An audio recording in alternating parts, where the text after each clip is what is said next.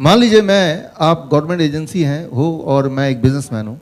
मैं आपके पास आता हूँ और ये कॉइन लेके कि ये कॉइन जादुई कॉइन है, ये जितनी बार भी आप उछालेंगे सीधा हेड ही आएगा, टेल आएगा ही नहीं। तो आप क्या बोलेंगे? आप बोलेंगे साबित करके दिखाओ। तो साबित करने के तरीके क्या हैं? आपके पास समय नहीं है कि आप तब तक खड़े होकर देखें जब तक मैं कॉइन टॉस करूं। आप बोलेंगे सारे एविडेंस इकट्ठे कर लो, साबित करो और यहाँ पे जमा कर दो। हम उसको एविडेंस को देखेंगे, अगर वो वैसा ही है तो हम अप्रूव कर देंगे कि एक ऐसा कॉइन है जो हर बार हेड आता है। और फिर आप you are authorize to sell it, आप उसको बेच सकते हैं, जहाँ भी चाहे बेच सकते हैं। अब मैं क्या करूँगा, मैं एविडेंस इकट्ठा कर रहा हूँ। तो एविडेंस इकट्ठा करने का तरीका क्या है? सिंपल कि इसको मुझे उछालना पड़ेगा, राइट? और उछालेंगे तो आपको रिजल्ट पता ही है, आधी बार हेड आएगा, आधी बार टेल आएगा, लगभग ऊपर नीचे। तो जब मैं इसको उछालूंगा तो मैं एविडेंस इकट्ठे कर रहा हूं, तो उसको बाद में दिखाना है मुझे, तो मैं वीडियो रिकॉर्डिंग भी कर रहा हूं और फिर वीडियो रिकॉर्डिंग ले जाता हूं और सबमिट कर देता हूं एज जो गिवन फॉर्मेट में, और उसमें दिखाता हूं कि देखिए जितनी बार मैं इसको टॉस कर रहा हूं उतनी बार वो हेड आ रहा है। और एविडेंस मैंने प्रूव कर दिया और इस कॉइन को मैंने लॉन्च कर दिया और लोगों के बीच में, और लोग इसको खरीदने लगे। यहाँ पे कुछ गड़बड़ होने की कोई चांस है क्या? कहीं कोई टेम्परिंग का कोई स्कोप है क्या? कहीं कुछ घोटाला हो सकता है क्या? वो क्या है? वो आपको आइडिया है कि मैंने यहाँ पे एक्चुअली क्या किया कि जो आधी बार जो नेगेटिव आ रहा था, वो टेल आ रहा था, उसको एडिट करके उसको मैंने दिखाया नहीं, वो रिजल्ट को मैंने छुपा लिया और जो पॉजिटिव वाला रिजल्ट है उसको इकट्ठा कर लिया, नेगेटिव के 2-4 भी डाल दिए बीच में, और ये प्रूव कर दिया कि most number of time it is head, so it can be sold like a coin which can give you head 90% of the time, right? Or that is what is happening. So that is the truth of the current medical science. और ये बात आज से 4 साल पहले तक, 4 या 5 साल हो गए इस चीज़ को नहीं पता थी। आप अगर एक गवर्नमेंट की वेबसाइट पे जाएंगे, clinicaltrials.gov, यूएस की गवर्नमेंट का, तो क्लिनिकल ट्रायल जब भी होते हैं पूरे दुनिया में, और उसकी ट्रायल से पहले रजिस्ट्री होती है कि आप बताते हैं कि ये ट्रायल मैं करने वाला हूँ, इस दवा का ट्रायल करने वाला हूँ। फिर वॉलंटियर्स होते हैं जो लिख के देते हैं कि ये ट्रायल हम पे हो जाए तो मैं वॉलंटियर कर रहा हूँ फॉर अ मनी। फिर वो ट्रायल होते हैं और ट्रायल का नियम है कि विद इन 1 ईयर वो ट्रायल का नतीजा कुछ भी है उसको आपको सबमिट करना है, उसको आपको मेडिकल जर्नल में पब्लिश करना है। That is what. जो लोग ट्रायल करते हैं वो एक बिजनेसमैन है, उनका सिर्फ काम ये है कि ये ट्रायल से अगर ये सक्सेस हो जाता है तो वो ट्रायल हम पब्लिश करेंगे और पब्लिश रिपोर्ट गवर्नमेंट को सौंप देंगे, एफडीए को सौंप देंगे, एफडीए उसके बेसिस पे अप्रूवल दे देगा, और वो अप्रूवल होने के बाद उसको ह्यूमैनिटी में, ह्यूमंस में उसको सेल करने योग्य हो गया, वो मिल गया, तो then it can become a business. That's what is the model. और ये मॉडल चल रहा है पिछले करीब अब तो 100 साल हो गए। This is the model in the world. जब भी अगर आपको भी कोई दवा लानी हो तो पहले क्लिनिकल ट्रायल में जाके ट्रायल करके दिखाना होगा, पहले रजिस्ट्री करनी होगी। अब क्या है कि जब ट्रायल करना है, मान लो एक दवा आपने खोज निकाला, एक मॉलिक्यूल, एक नया ड्रग आपने निकाला, तो आपको ट्रायल करके इसको प्रूव करना पड़ेगा कि it is working most of the time. Most of the time, ज़्यादातर टाइम ये काम करेगा, कुछ टाइम नहीं भी काम कर सकता पर ज़्यादातर टाइम काम करेगा। तो आप क्या कर सकते हैं, एक आइडिया ये है कि इस कॉइन की तरह आपने कई सारे ट्रायल कर दिए और उनमें से जाहिर है कई सारे ट्रायल, आधे ट्रायल नेगेटिव भी आ सकते हैं, उनको आपने हाइड कर दिया, राइट? वो ट्रायल को आपने दिखाया नहीं किया, उसको पब्लिश ही नहीं किया। पब्लिश करना ना करना वो आपके हाथ में है, राइट? क्योंकि वो ट्रायल आप ही कर रहे हैं, उसका कंट्रोल आपके ही हाथ में है, राइट? उसको पब्लिश नहीं कराया, उसको रजिस्टर शुरू में कर दिया, क्योंकि रजिस्टर किया बिना ट्रायल तो शुरू हो ही नहीं सकता। It has to be registered first, right? तो पहले रजिस्टर कर दिया, लेकिन जब रजिस्टर कर रहे हैं तब ये नहीं पता इसका नतीजा क्या आएगा, और जब नतीजा या तो पॉजिटिव आएगा या नेगेटिव आएगा। The moment it is negative तो उसको फिर आगे पब्लिश नहीं कराई, उसकी बात गोलमोल कर दिया, उसको कभी पूछा भी नहीं। 2012 में इसका खुलासा हुआ। सारे ट्रायल जितने हैं, जब से एफडीए बना तब से सारे ट्रायल को इकट्ठा किया और देखा गया कि 50%, exactly 50% of the trial are never been reported. उनका रिपोर्टिंग हुई नहीं कभी। फिर उन ट्रायल को ट्रैक किया गया कि देखें तो वो ट्रायल कहाँ पे, उसके एविडेंस क्या है, तो पाया गया कि वो वाले ट्रायल है। 95% ऑफ द ट्रायल जो रिपोर्ट नहीं हुए, those are the trial those who were showing the negative result, जिनका रिजल्ट क्या नेगेटिव था। अगर वो ट्रायल भी अगर शामिल हो जाते तो आप विश्वास नहीं करेंगे, एक भी दवा, एक भी दवा, जितनी भी दवा आपका नाम जानते हैं, आप कभी खाया हो या खा रहे हैं, एक भी दवा आज मार्केट में हो नहीं सकती, हो नहीं सकती, राइट। इसी का रिजल्ट ये है कि मान लीजिए मैंने साबित कर दिया कि ये हेड है, फिर आपने ये ट्रायल से पास हो गया और फिर ये दुकान में बिकने लगा, आप इसको यूज करने लगे, तो चाहे मैंने गवर्नमेंट से छुपा लिया, एफडीए से छुपा लिया, लेकिन जो जब आप एक्चुअली इसको यूज करेंगे तो भी क्या हर बार हेड आएगा? तब तो नतीजा सामने आएगा ही, और वो, लेकिन जब तक सामने आएगा तब तक 2-4 साल बीत चुके होंगे, और तब तक मैंने पैसा कमा लिया, और तब तक फिर गवर्नमेंट क्या करेगी? वो क्या कर सकती है ज़्यादातर? इसको बैन कर देगी। लेकिन बैन करने का जो मेडिकल इंडस्ट्री में जो प्रोसेस है, कोई दवा अप्रूव होने के बाद बैन करने का जो एवरेज टाइम है, average time that is about 18 years, 16 to 18 years, right. दवा मार्केट में आई और उसके बाद एडवर्स रिएक्शन पता करने के लिए पता होता, it takes about 4 to 5 years. आपने आज जो दवा खाया, इसका एडवर्स रिएक्शन आप पे क्या होगा वो आज तो थोड़ा बहुत पता चलेगा, in the form of headache, in the form of loose motion, in the form of stomach ache, in the form of weakness या फिर एलर्जी। लेकिन एक्चुअल एडवर्स रिएक्शन क्या होगा वो आज से ऑन एवरेज 4 साल 2 महीने तब पता चलेगा। लेकिन तब तक लाखों लोगों ने ऑलरेडी वो दवा खा लिया है और सिमल्टेनियसली उनको वो एडवर्स रिएक्शन ऑलरेडी होना शुरू कर दिया है, और वो एडवर्स रिएक्शन रिपोर्टिंग हुई। रिपोर्टिंग होने के बाद एफडीए का अपना प्रोसेस है, it will take some years कि उस रिपोर्टिंग को प्रूव करके फिर लॉ को अप्लाई करके फिर उस मेडिसिन को बैन करना। तो वो पूरा जो एक साइकिल है, that cycle is about 12 years to 16 years to 18 years, 18 साल। और 18 साल काफ़ी होते हैं एक दवा को एक दवा को बिजनेस में कन्वर्ट करने के लिए, सारा उसको निचोड़ने के लिए। और उसके बाद वैसे भी वो जेनरिक दवा बन जाएगा, तब वो उस कंपनी का वो इंटरेस्ट का रहेगा भी नहीं, राइट। तो तब तक वो दूसरी 2 दवाइयां और ढूंढ के उसको मार्केटिंग भी कर चुका है, राइट। तो दैट इज द ट्रूथ। आज जो दवा आप खा रहे हैं इस वक्त, आप में से सब के सब कोई ना कोई छोटी मोटी दवा ले ही रहे हैं। Most of the time it is preventive medicine, right, कि हार्ट अटैक से बचाएगा या ब्लड प्रेशर से बचाएगा, कुछ हो ना जाए ले लें, राइट। एक बात मैं आपको बताना चाहूंगा कि दवा खाने की वजह से आप जिंदा नहीं हैं। मुझे हैरानी है कि दवा खाने के बावजूद भी आप जिंदा हैं। मैं देखता हूं मेरे पास जो पेशेंट आते हैं 19 गोलियां 20 गोलियां, पूछता हूं तो पिछले 10 साल से खा रहे हैं, 20 साल से खा रहे हैं। मैं हैरान हूं, तब भी ये जिंदा है और चल के भी आया है। बड़ी बात है, बड़ी बात है।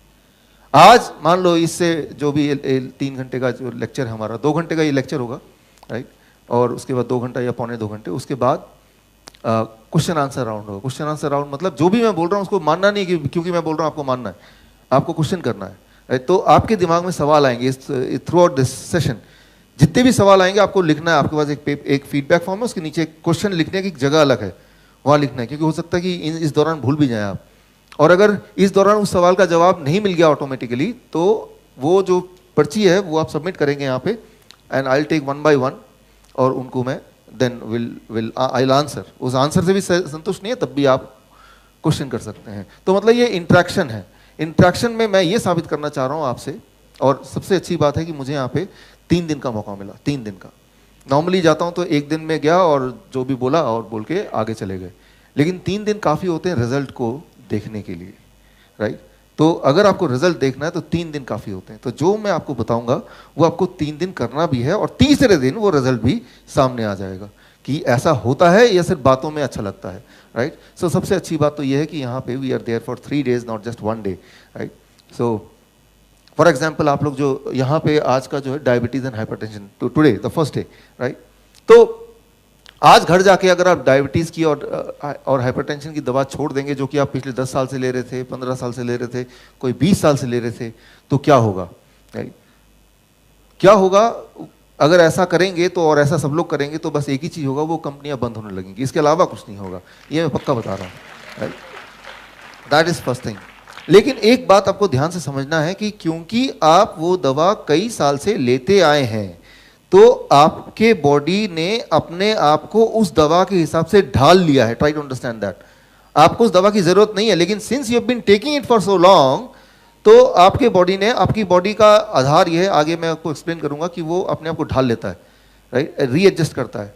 फॉर एग्जाम्पल अगर आप इंसुलिन लेते रहेंगे तो बॉडी क्या करेगी कि इंसुलिन बनाने की को थोड़ा कम करेगी। Since you are already taking insulin, so body की जो इंसुलिन की अपनी प्रोडक्शन है उसको कम करेगी, ताकि बॉडी बाहर की इंसुलिन को एकोमोडेट कर पाए, राइट। और कम करते हुए कई साल निकल गए हैं, अब अचानक अगर आप इंसुलिन छोड़ेंगे राइट नाउ तो बॉडी के लिए झटका लगेगा एंड तब थोड़ी सी डिस्कम्फर्ट और डिफिकल्टी वो आ सकती है।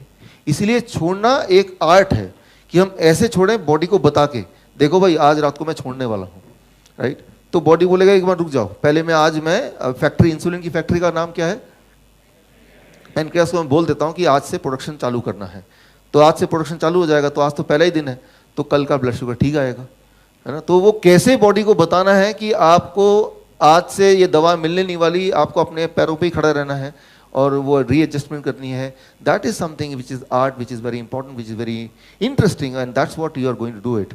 तो ये इंपॉर्टेंट ट्रेनिंग तब है जब इसको आप घर में जाके आज इंप्लीमेंट करेंगे, और इंप्लीमेंट आप तब कर पाएंगे जब आप पहले तो अंडरस्टैंड करेंगे and second is when you accept it, और एक्सेप्ट तब करेंगे जब आप सहमत हो जाएंगे और क्वेश्चन आंसर पूछ के अपने डाउट्स क्लियर कर लेंगे, तभी हो सकता है। क्योंकि जो भी आप सुनने जा रहे हैं it is going to be in contradiction with what you have been hearing since last several years. जितना भी कुछ आपने सुना उसका कुछ अपोजिट ही आप सुनने वाले हैं नॉर्मली, राइट। तो दुनिया में इंसान ही एक ऐसा जानवर है जो अक्सर बीमार रहता है। कभी आपने देखा कोई बिल्ली को हार्ट अटैक हो गया हो, कोई कुत्ता है डायबिटीज का, या कोई गाय है हाई ब्लड प्रेशर, ये सारी बीमारियां इंसान के लिए है, इंसान ही इससे सफर करता है। आज से 100 साल पहले, टुडे इट इज 2018, जब 1918 था तब ये डायबिटीज नाम था भी नहीं, हाई कोलेस्ट्रॉल नाम का कुछ होता ही नहीं था, hypertension, there was nothing called hypertension. By the time it was 1940s तक आए, तब कुछ कुछ केसेस दिखने लगे हार्ट अटैक के, हार्ट की बीमारी के। सो जैसे जैसे बीमारियां आती रहती हैं दुनिया में, तो साइंस क्या करता है, जिसे हम साइंस बोलते हैं, उसका कोई ना कोई दवा के रूप में आंसर ढूंढता है, answer in the form of medicine. Medicine क्या हो सकता है इसका, जो इमीडिएटली हमें कुछ रिलीफ दे या कुछ ऐसा लगे कि ये सोल्यूशन है। तो जब हार्ट की बीमारी आई, जो कि 1940 में धीरे धीरे आने लगी, तो हार्ट की बीमारी जैसे जैसे बढ़ती गई वैसे वैसे दवा की खोज भी बढ़ती गई। 1942 में north western university of America, that is a 150 years old university, उसने दवा खोज किया। लेकिन दवा लॉन्च करने से पहले, इंसान पे ट्राई करने से पहले कहाँ ट्राई करना होगा, it has to be tried on animals, जानवरों पे। लेकिन हेल्दी जानवर पे ट्राई करेंगे तो कुछ आंसर नहीं मिलेगा, ऐसे जानवर ढूंढने हैं कि जिनको हार्ट की बीमारी हो। और north western university of America, उनको पूरे दुनिया में से एक भी ऐसा जानवर नहीं मिला जिनको हार्ट की बीमारी हो। तो ट्राई कैसे करें, किस पे ट्राई करें, तो उन्होंने क्या किया, हेल्दी मंकीज, और उस समय की बात करें या आज की बात करें, पूरे दुनिया में हार्ट के सबसे ज़्यादा पेशेंट हैं वो भारत में है। अगर WHO के अनुसार अगर 60% ऑफ द, अगर 100 लोग आज हार्ट की बीमारी से मरते हैं, 60% ऑफ देम आर इंडियंस, आज भी और तब भी, राइट। तो न जाने कैसे उन साइंटिस्ट को लगा कि भारत में न जाने कुछ ऐसा है, उनकी मिट्टी में शायद कुछ है कि यहाँ पे हार्ट की बीमारी ज़्यादा होती है, तो शायद भारत के बंदरों को भी हार्ट की बीमारी दिलाना आसान होगा। तो 15 भारत के से मंकीज उन्होंने इंपोर्ट किए और ये डिसाइड किया कि अगले कुछ समय तक इनको ह्यूमन लाइफस्टाइल में रखेंगे, इस उम्मीद से कि कुछ समय बाद इनको भी हार्ट की बीमारी हो जाएगी, फिर दवा दे के इन पे टेस्ट किया जा सकता है। तो ये चलता रहा, तो उन मंकीज़ का लाइफस्टाइल चेंज हो गया, वही वाला जो लाइफस्टाइल आपका है। सुबह उनको चाय बिस्किट मिलने लगा, उसके बाद ब्रेड मिलने लगा, उसके बाद पकोड़े मिलने लगे, नूडल्स मिलने लगे, रोटी मिलने लगी, और बिल्कुल जैसा लाइफस्टाइल आपका इस वक्त है। और ऐसा चलता रहा कुछ समय तक, कुछ साल तक, and bye the time it was 1952 एक भी मंकी को हार्ट की बीमारी हुई नहीं। इसके बावजूद भी साइंटिस्ट लोगों को बड़ा दुख हुआ और बड़ा गुस्सा भी आया उन बंदरों पे, और गुस्से में वो बंदरों को डराने लगे, धमकाने लगे, डंडा लेके पीछे भागने लगे उनको मारने के लिए। ऐसे फ्रस्ट्रेट हो गए साइंटिस्ट, एंड रातों को जगाने लगे, उनको जगा के रखने लगे। बाय द टाइम ऑफ 1957 एक बंदर को हार्ट अटैक आ गया, और साइंटिस्ट को बड़ी खुशी हुई, कम से कम हमने एक बंदर को हार्ट अटैक तो दिलाया। बोलने का मतलब मैं ये है कि एनिमल्स में हार्ट डिजीज होना या हार्ट अटैक आना इज नियर इम्पॉसिबल, और इंसानों की बात करें और यहाँ पे बात करें, करीब हम लोग सब मिला के, मुझे मिला के पूरा ऑडिटोरियम भरा, मुझे डॉक्टर गुलाब ने बताया 1000 सीट है यहाँ पे, तो मुझे मिला के करीब यहाँ पे 1000 लोग हैं, तो हम में से करीब 300 लोग, 350 लोग including me are going to die of heart disease, right. वो 350 लोग कोई भी हो सकते हैं। तो इंसान में हर तीसरा इंसान हार्ट की बीमारी से मरता है, राइट। अब देखिए हम बात कर रहे हैं डायबिटीज की, हाइपरटेंशन की। हाइपरटेंशन और डायबिटीज ये कोई बीमारी नहीं है, ये मेडिकली इसको बीमारी नहीं बोलते हैं। हाइपरटेंशन मतलब ब्लड प्रेशर का एक लेवल से ऊपर रहना, दैट इज कॉल्ड हाइपरटेंशन। और ब्लड शुगर का मतलब, डायबिटीज का मतलब एक नंबर से, एक आंकड़े से अगर शुगर का नंबर ज्यादा आया, हेल्थ कैसी उसे कोई मतलब नहीं है। Try to understand this, right. आपकी हेल्थ अच्छी हो सकती है, बुरी हो सकती है, कैसी भी हो सकती है, लेकिन एक नंबर से, एक नंबर आपको दे देंगे, उससे अगर आंकड़ा ज्यादा आया तो उसको बोलते हैं डायबिटीज। और दुनिया में देखा गया है ऐसा कि जिन लोगों का ब्लड शुगर एक नंबर ज़्यादा रहे और लंबे लंबे तक समय तक रहे, तो ऐसा माना जाता है कि उनकी हार्ट की बीमारी होने के चांसेस बढ़ जाते हैं, राइट। तो मैं यहाँ पे ये बोलना चाह रहा हूँ कि hypertension, diabetes, they themselves itself are not a disease, वो अपने आप में बीमारी नहीं है, लेकिन ऐसा रहना और लंबे समय तक रहना से हार्ट की बीमारी, किडनी फेलियर ऐसा हो जाता है, आँख खराब हो सकते हैं। तो इसके लिए हम इन दोनों को कंट्रोल में रखना चाहते हैं, एक नंबर, एक दायरे के अंदर रखना चाहते हैं। ये है प्रेजेंट क्राइटेरिया, ये है प्रेजेंट कंसेंसस। दो चीजें हैं, एक तो क्या हम पे काम करती है वो एक अलग बात है, और क्या कन्वेंशनली माना गया है वो एक अलग बात है। दोनों चीज एक हो भी सकती है, दोनों चीज एक नहीं भी हो सकती हैं। ये डिसाइड कौन करेगा? सिर्फ एक इंसान करेगा, वो है आप खुद, क्योंकि वो आपकी सेहत है, किसी की सेहत नहीं है। It is your health. और पूरे हमेशा अगर आप देखें तो सिर्फ एक ही इंसान अपने साथ रहता है, आपके साथ रहता है, वो है आप खुद। तो आपसे ज्यादा आपके हेल्थ के बारे में दुनिया में कोई नहीं बता सकता, कोई मॉनिटर, कोई मशीन, कोई डॉक्टर नहीं बता सकता। मान लीजिए आपको हेडेक है, कौन सा एमआरआई बता देगा कि आपको हेडेक है? वो आप ही बताएंगे ना, मुझे हेडेक है। डॉक्टर बोलता नहीं आपको हेडेक नहीं है, आप बोल रहे हैं, तो किसकी बात मानेंगे? सो एक्चुअली आप देखें, जो डायग्नोसिस है, वो डायग्नोसिस करने की जो ताकत है वो सिर्फ इंसान के पास है, उस इंसान के पास जो कि उस इंसान अपने अंदर रहता है। कोई और डायग्नोस नहीं कर सकता, और कोई और एक आंकड़ा दे सकता है, वो आंकड़ा मिसलीडिंग हो सकता है, और मिसलीडिंग हुआ, उस आंकड़े को रेफरेंस मान के आप दवा लेने लगेंगे तो आपने ऑलरेडी बीमारी का रास्ता चुन लिया है। तो वो रास्ता किस तरह से चुनते हैं, इसका मैं एक उदाहरण देता हूं। एक मेडिकल कॉलेज महासा मलेशिया का सबसे बड़ा मेडिकल कॉलेज, और वहाँ मुझे इनवाइट किया गया लेक्चर देने के लिए। और मैं थोड़ा पहले पहुँच गया, तो मेरे से पहले ऑलरेडी एक लेक्चर चल रहा था इसी टॉपिक पे, और वो एक प्रोफेसर का था। तो वो कैसे पढ़ाई होती है उससे आप थोड़ा अंदाज़ा लगाइए किस तरह से हम बीमारियों को इन्वाइट करते हैं।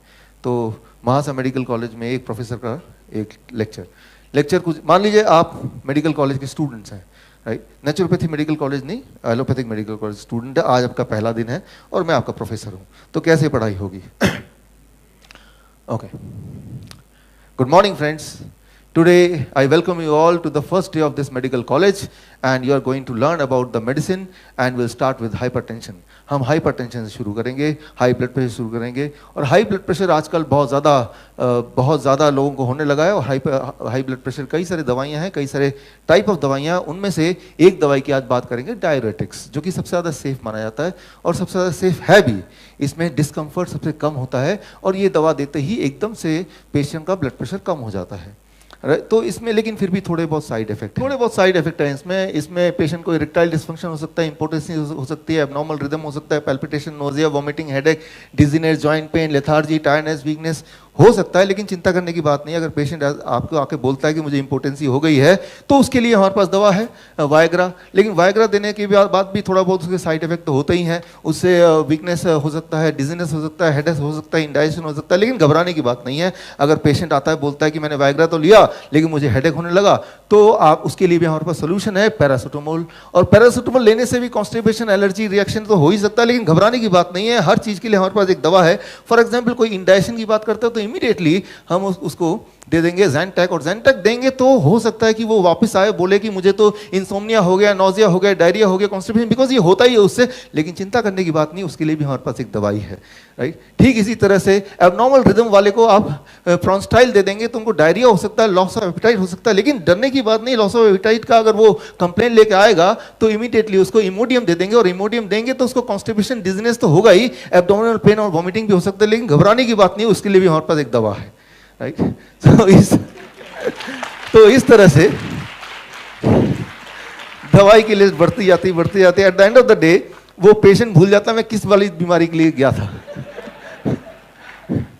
उसको सिर्फ इतना याद रहता है कि मुझे सुबह क्या खाना है, कौन सी दवा, दोपहर को कौन सी दवा, रात को कौन सी दवा, और कुछ तो आधी रात को कौन सी दवा, अलार्म लगा देते हैं, आधी रात को भी उठते हैं, राइट। तो वो दवा खाने लगते हैं लाइक ए फूड, राइट, दिन रात, और लगता है कि इस दवा की वजह से मैं प्रोटेक्टेड हूँ, मैं बचा हुआ हूँ। तो अब आप खुद ही समझ रहे हैं कि आपने इनवाइट किया द प्रॉब्लम। एक बात जो मैंने इसका ये हटा देते हैं अभी ना, इट इज डिस्ट्रैक्टिंग। एक बात मैंने आपको शुरू में बताई कि जितनी सारी दवाएं, मैं किसी एक दवाई की बात नहीं कर रही, जितनी सारी दवाइयों के नाम आप जानते हैं, जितनी सारी दवाइयों को कभी देखा या लिया है, हर दवाइयों का अगर हम केस स्टडी करें तो पाएंगे कि 50% ऑफ द साइड इफेक्ट जो थे, जो नेगेटिव पार्ट, जो कॉइन का जो टेल पार्ट है, वो उन्होंने हाइड कर दिया, इसीलिए वो दवा दुनिया में आई है। लेकिन दुनिया में आने के बाद जब लोग लेंगे तो साइड एडवर्स रिएक्शन होगा, एडवर्स रिएक्शन रिपोर्टिंग होगी, रिपोर्टिंग होने के बाद वो एफडीए में जाएगा, फिर लॉ उसको जांचेगा, और वो 18-20 साल बाद दवाइयाँ बैन हो जाएंगी, राइट। तो ये एज इफ कि आप एक मोहरा है और एक बिजनेस चल रहा है, उस पार्ट है। तो दवा लेना एक बहुत ही इररिस्पॉन्सिबल बात है आजकल के टाइम पे। अगर हम बात करें मॉडर्न मेडिसिन की, it is an irresponsibility on our own health, right. आप बीमारी इसलिए हैं क्योंकि आपने शुरुआत ही गलत की थी, शुरुआत गलत की। मान लीजिए आप जाना चाहते हैं आगरा, राइट, एक डायरेक्शन गलत हो गया, फिर चाहे कितना भी आप ध्यान से जाएंगे वो डायरेक्शन गलत ही होता जाएगा, गलत ही होता जाएगा। तो उसको कहीं ना कहीं आपको रोकना होगा। जो हेल्थ का रास्ता है वो दवाई के रोकने के बाद ही आ सकता है, दवाई के साथ हेल्थ का रास्ता तो आ नहीं सकता। अगर आना होता तो पिछले 20 साल से, 30 साल से, कुछ लोग 40 साल से दवा ले रहे हैं, तो आज तो वो सबसे हेल्दी होते हैं ना, राइट। तो ये बात आपको, you have to really understand this. तो अब यहाँ पे क्या करना है, what should we do at this stage, यहाँ तक तो है, लेकिन अब क्या करना है, आज घर जाके क्या करना है, that is something very very important. हमें अपने से मतलब है, हमें सिर्फ इससे मतलब है कि हम क्या करें कि हमें कोई प्रॉब्लम ना हो। जो भी इंसान इस दुनिया में आया है कभी ना कभी तो जाएगा ही, लेकिन बीमार पड़ के, सड़ के, दर्द के साथ, पूरे दिन भर में हमेशा हमने पैसे भी गंवा दिए, तो इतने पेनफुल तरीके से लास्ट के कुछ साल बिता के जाना, दैट इज नॉट एक्सेप्टेबल। मैं ये बताना चाह रहा हूँ कि जीवन के आखिरी दिन तक भी हम हेल्थी रह पाएं। अगर तो पहले तो बीमारी नहीं है तो ना हो, और अगर है तो वो कैसे, how we can be free of it, उसको समझने के लिए पहले तो वो समझना है। Once you understand, then you become the driver of your own car, your car is your body, right. So उसको समझने के लिए आप सिर्फ एक उदाहरण पे गौर कीजिए। आज ब्लड प्रेशर शुरू करने बोला है मुझे, तो मैं ब्लड प्रेशर की बात एक एक करके खत्म करते हैं, राइट।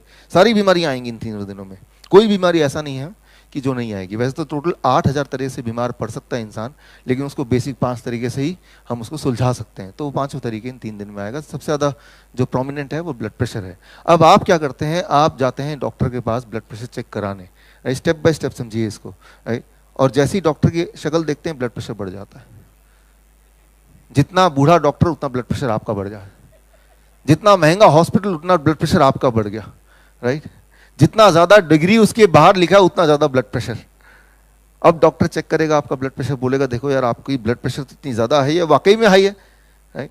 वो बोलेगा और ये दवा ले लो, वो कर लो, और जैसे ही आप हॉस्पिटल से बाहर निकलते हैं ब्लड प्रेशर बिल्कुल नॉर्मल हो जाता है, राइट। सो आंकड़े कहते हैं कि 80%, American Journal of Cardiology 1987, 80% the patient have higher reading in the doctor's office, right. जो that is called white coat syndrome. White coat syndrome मतलब सिंपल भाषा में सफेद कोट देखते ही ब्लड प्रेशर का बढ़ जाना, राइट। तो ये ब्लड प्रेशर, जैसे मैं बोला, कोई बीमारी नहीं है, ये भगवान का दिया हुआ हमारे लिए प्रोटेक्टिव मेजर है। मान लीजिए मैं अभी बात कर रहा हूँ आपसे, अचानक मैं उधर देखता हूँ एक सांप आ गया, अब क्या होगा, एकदम से मैं घबराऊंगा, एकदम से, राइट, और मैं जंप करूंगा, मैं अलर्ट हो जाऊंगा। इस वक्त अगर कोई मेरा ब्लड प्रेशर चेक करेगा तो कितना मिलेगा, 200/100 या 300/200, कुछ भी मिल सकता है। तो क्या मैं ब्लड प्रेशर का पेशेंट हूँ? I am not a blood pressure patient, right. वो तो मुझे अलर्ट करने के लिए, इमेजिन कीजिए एक ज़ीब्रा जंगल में है, अचानक उसको एहसास होता है कि एक शेर आसपास ही है, तो क्या होता है, उसके कान खड़े हो जाते हैं, उसकी आंखें ज़्यादा देख पाती हैं, उसके धड़कनें बढ़ जाती हैं, तो उसके पैर और ज़्यादा तैयार हो जाते हैं लड़ने के लिए या भागने के लिए, राइट। तो ये नेचर का दिया हुआ एक प्रोटेक्टिव टूल है हमारे बॉडी को, हाई ब्लड प्रेशर, राइट। तो उस हाई ब्लड प्रेशर में हमारे सारे ऑर्गन अलर्ट होके उस इमरजेंसी सिचुएशन से हम कैसे बचें, कैसे भागें, राइट, वो सारी चीज़ें हमारे अंदर आता है। वो तभी हो सकता है जब ब्लड प्रेशर ज़्यादा हो, ब्लड सर्कुलेशन ज़्यादा तेज़ी से हो, न्यूट्रिशन जगह जगह पे जहाँ ज़रूरत है सबसे ज़्यादा, जिन मसल्स को वहाँ पहुँचे, ऑक्सीजन पहुँचे, that is what is called high blood pressure. यानी कि जैसे आप डॉक्टर के चैम्बर में हैं, आपके ब्रेन ने अलर्ट कर दिया, राइट, तो आपको क्या करना है, भागना है वहाँ से जीब्रा की तरह, लेकिन आप वहीं बैठे रह जाते हैं, राइट। तो आपके ब्रेन ने तो अलर्ट किया था। अब मान लीजिए मैं ऐसा करता हूँ कि चलो भाई, डॉक्टर से अगर पूछेंगे भाई कितना ब्लड प्रेशर रहना चाहिए, मैं तो जिंदा रहना चाहता हूँ 100 साल, क्या क्या नंबर बोलेंगे डॉक्टर? कोई भी 120/80, राइट, कि भाई 120/80 ले आओ तो आपकी लंबी आयु होगी, हाइपरटेंशन, हार्ट डिजीज के चांसेस कम होंगे, किडनी फेलियर के चांसेस कम होंगे। तो मैंने अपने बॉडी में कुछ ऐसी फिटिंग कर दी, ऐसी सेटिंग कर दी कि मेरा ब्लड प्रेशर जो है 120/80 पे रहता है हमेशा, बिल्कुल परफेक्ट, बिकॉज मैं लंबा जीना चाहता हूँ। अब मैं लेक्चर दे रहा हूँ, अचानक मैंने देखा पीछे एक सांप आ रहा है बड़ी तेजी से, तो मेरा रिएक्शन क्या होगा? ठीक है, आने दो। मतलब मेरे अंदर जो डर का आएगा, जो इमरजेंसी आएगी, जो अलर्टनेस आएगी, वो अलर्टनेस ब्रेन तभी देगी। ब्रेन क्या करती है? हार्मोन बनाती है। वो हार्मोन को ब्रेन बोलती है, केमिकल को, कि फटाफट इस हार्मोन को पूरे बॉडी में सर्कुलेट करना है। वो तभी तो होगा ना जब ब्लड प्रेशर बढ़ेगा, राइट, ट्राई टू अंडरस्टैंड। लेकिन मेरी तो सेटिंग 120/80 पे है, राइट, तो मैं तो खड़ा ही रह गया कि चलो आने दो, मेरा क्या जा रहा है, मैं तो अपना काम कर रहा हूँ। So try to understand, high blood pressure is not a problem, not having high blood pressure can be a problem sometimes, right. So blood pressure कोई बीमारी नहीं है, कि ब्लड प्रेशर को हमें अंडरस्टैंड करना होगा एज एन एक्सपर्ट ड्राइवर। आपका आप देखिए, मान लीजिए ओलंपिक के रेस में आप खड़े हैं, ऐसे करके खड़े हैं, दौड़ने के लिए बहुत सारे और भी एथलीट खड़े हैं, आप भी खड़े हैं, और वहाँ से आवाज़ आ रही है 4 3, काउंटिंग होती है ना, 2। अब 2 की आवाज़ आपके कान में गई, अभी आप खड़े ही हैं सिर्फ, इस वक्त आपका ब्लड प्रेशर ज़्यादा होगा या इस वक्त ब्लड प्रेशर नॉर्मल होगा? फर्स्ट या सेकेंड? ज़्यादा होगा, राइट। लेकिन याद रखिए, आपने कुछ किया नहीं है, आपने अभी हिले भी नहीं अपनी जगह से, लेकिन ब्लड प्रेशर कितनी तेजी से हो गया? Because high blood pressure is what, आपका बॉडी प्रिपेयर कर रहा है आपको वो आने वाले चैलेंज को फेस करने के लिए, isn't that right? So that is called high blood pressure. और अगर ब्लड प्रेशर अगर उतने का उतना ही रहेगा तो जाहिर है कि आप जीत नहीं सकते रेस को, राइट? तो मैं ये बोलना चाह रहा हूँ कि ब्लड प्रेशर क्या होता है उसको अंडरस्टैंड करना, लेकिन कंसिस्टेंटली अगर हाई रहता रहे राइट काफ़ी समय तक, तो हो सकता है कि दिक्कत है। तो कंसिस्टेंटली हाई कब रहता है और कब टेम्प्रोरी हाई रहता है? टेम्प्रोरी हाई मतलब जब ब्लड प्रेशर मेजर कर रहे हैं उस वक्त हाई। कितने % लोगों को उस वक्त हाई होता है? मैंने बताया था अभी 80%। यानी कि अगर आप कंजर्वेटिव एस्टिमेट लेते हैं कि 80% वो लोग जो अभी दवा ले रहे हैं, हो सकता है कि उनको ब्लड प्रेशर था ही नहीं, it was just a temporary white coat syndrome, right? वो टेम्प्रोरी व्हाइट कोट सिंड्रोम ही था। पहली बात तो ब्लड प्रेशर कोई ऐसी चीज नहीं जिसको आपको मेजर करने की जरूरत हो, जिसको मेजर करना भी चाहिए। That is going to be very very misleading. अब बाएं हाथ का करेंगे एक अलग आंकड़ा आएगा, दाएं हाथ का करेंगे एक अलग आंकड़ा आएगा, राइट? तो दैट इज मिसलीडिंग थिंग। आप अगर आपके बॉडी में कोई डिस्कम्फर्ट है तो बॉडी खुद ही बताएगी। कैसे उसको समझना है, यही हमें समझना है आज के इस कार्यक्रम में। इसमें उसके लिए मैं सिर्फ एक सवाल पूछूंगा आपसे। पहला, एक कन्वेंशनल सेटिंग में आज से पहले, इस आज के दिन से पहले अगर आपसे पूछता है सवाल, high blood pressure leads to heart disease and risk of brain stroke, या फिर risk of brain stroke and heart disease leads to high blood pressure, कौन सा सही है इसमें से? पहला है सेकंड? Second, right? अब देखिए, अगर आप डॉक्टर के पास जाएंगे तो वो कौन सा बोलेंगे? फर्स्ट। पेन है? तो डॉक्टर बोलेगा हाई ब्लड प्रेशर तो आपको ब्रेन स्ट्रोक हो सकता है, हार्ट डिजीज हो सकता है, राइट? अब देखिए, आप इमेजिन कीजिए ये पाइप है आपके पास, यू हैव अ पाइप, आपने टैप में लगा दिया, राइट? टैप ऑन कर दिया, पानी जा रहा है पाइप से, आपने इसको दबा दिया अंदर यहाँ बीच में, तो पानी का प्रेशर, वाटर प्रेशर बढ़ेगा या घटेगा? बढ़ जाएगा। जितना डायमीटर कम होगा उतना वाटर प्रेशर बढ़ेगा। क्लियर है ये बात? तो अब वाटर को ब्लड बना देते हैं, तब भी ये रूल सेम ही है। तो हमारे ब्लड वेसल में ब्लड जा रहा है और वहाँ पे हार्ट के केस में बात करें तो वो हार्ट में भी ब्लड वेसल है, और ब्लड वेसल की डायमीटर कम होता जा रहा है। कम क्यों हो रहा है? क्योंकि चारों तरफ ब्लॉकेज है, राइट? तो उससे वॉल्यूम, जो उसका डायमीटर कम हो रहा है, डायमीटर कम होगा तो ब्लड प्रेशर बढ़ जाएगा। अब दवा देके ब्लड प्रेशर को घटा देंगे तो नंबर कम दिख रहा है आपको मॉनिटर में, लेकिन वो जो क्लॉट है, वो जो ब्लॉकेज है, क्या उसमें कुछ अंतर आया? नहीं आया। तो ये ठीक है कि अगर ब्लड प्रेशर हाई है इसका मतलब आपका ब्लॉकेज है विच इज नॉट गुड। लेकिन ब्लड प्रेशर को कम करने से, ब्लड प्रेशर को कम करने से खतरा कम हो गया, ऐसा नहीं है। ये बात सही है कि इंसान के जितने ज्यादा बाल ग्रे दिखेंगे, सफेद दिखेंगे, यानी कि वो उतना बूढ़ा है। लेकिन इसका विपरीत, अगर सफेद बाल को ब्लैक करने लगे तो बूढ़े का यंग नहीं हो सकता। Try to understand, right? So high blood pressure is a indication, अगर लंबे समय तक लगाता रहता है कि हार्ट में दिक्कत है, ब्लॉकेजेस हैं, लेकिन उसको कम करने से, दवाई से ब्लॉकेज नहीं खत्म हो जाती, कॉज नहीं खत्म हो जाता, राइट? सो पहली थ्योरी ठीक है कि हाई ब्लड प्रेशर ठीक नहीं है, इसको कम करो, लेकिन कम करने का जो तरीका है वो ठीक नहीं है। उसमें आपको काम करना, आपको ये पूछना है डॉक्टर से या अपने आप से, ये जो दवाई ले रहा हूं क्या इसका कॉज जिसकी वजह से ब्लड प्रेशर बढ़ा है वो घटेगा क्या, राइट? कॉज को हटा दो, ब्लड प्रेशर नॉर्मल हो जाएगा। मैंने सांप को हटा दिया, ब्लड प्रेशर नॉर्मल आएगा ना यहाँ पे अपने आप ही, राइट? आपने डॉक्टर के वहां से गायब हो गया, आप हॉस्पिटल से, तो ब्लड प्रेशर नॉर्मल आ गया। There has to be a cause. Zebra के सामने से शेर अब चला गया, ब्लड प्रेशर कम आ गया। तो एक कॉज है, स्टेप 1। कॉज क्या है, कारण क्या है? जब तक कारण नहीं पता चले तब तक हम सोल्यूशन कैसे निकालेंगे, राइट? तो कारण पता चले बगैर हम दवा ले लेंगे या हम उसका सोल्यूशन ढूंढेंगे तो वो सोल्यूशन हो ही नहीं सकता, नेवर, राइट? सो पहले तो ये देखना व्हाट इज द कॉज। जो कॉज है उस कॉज को वहां से हटा दो, क्योर सामने आ जाएगा, आना ही आना है। सो अब देखिए, अगर हम ये सोचें कि ब्लड प्रेशर इतना रहना चाहिए या उतना रहना चाहिए, 120 रहना चाहिए, कोई बोलेगा 130 रहना चाहिए, आंकड़ा दे दिया है, राइट? आजकल जो दुनिया है वो आंकड़े पे है, नंबर्स पे, टेक्नोलॉजी पे। हमारे पास पेशेंट आते हैं वो बिल्कुल हेल्दी हो गए, अब वो दौड़ भी पाते हैं, चल भी पाते हैं, पहले उठ भी नहीं पाते थे, लेकिन वो बोलते हैं मेरा जो मॉनिटर में ब्लड प्रेशर इतना दिखाओ पहले, तभी मैं मानूंगा कि मैं हेल्दी हूँ। ब्लड शुगर के लिए भी ऐसा, राइट? पहले वो पूरे दिन थके थके रहते थे, ठीक से आंखों से दिखाई भी नहीं देता था, दिन में इंसुलिन कई बार लेना पड़ता था, कई बार हाइपोग्लाइसेमिक एपिसोड होता है, सब कुछ बंद है, खुद ही बाजार जाते हैं सब्जी लेने, लेकिन कहता है मैं तभी ठीक मानूंगा अपने आप को जब ग्लूकोमीटर में 100 नंबर दिखाई देगा, अभी तो 170 दिखाई देता है, तो I am not healthy.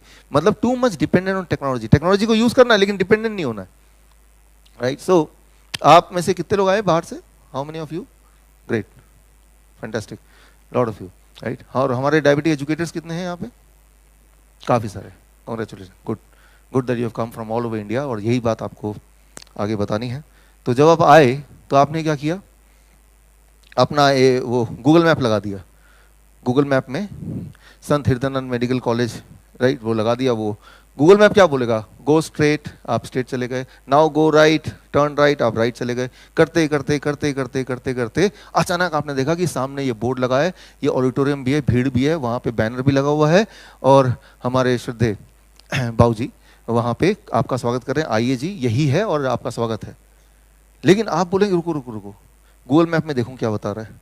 Google map बता रहा है 2 किलोमीटर आगे है, तो आपकी आंखें बता रही भाई ये है, आपके कान सुन रहे हैं, हमारे भाऊजी बोल रहे हैं भाई यही है, आ जाओ, लेकिन आप बोल रहे हैं मैं तब मानूंगा जब गूगल मैप बताएगा। गूगल में बोल रहे 2 किलोमीटर और आगे। 2 किलोमीटर और आगे गए, वहां एक गड्ढा दिखा तो सोच रहे कि यहीं पे कुछ ना कुछ होगा, मैं तो यहीं बैठता हूं।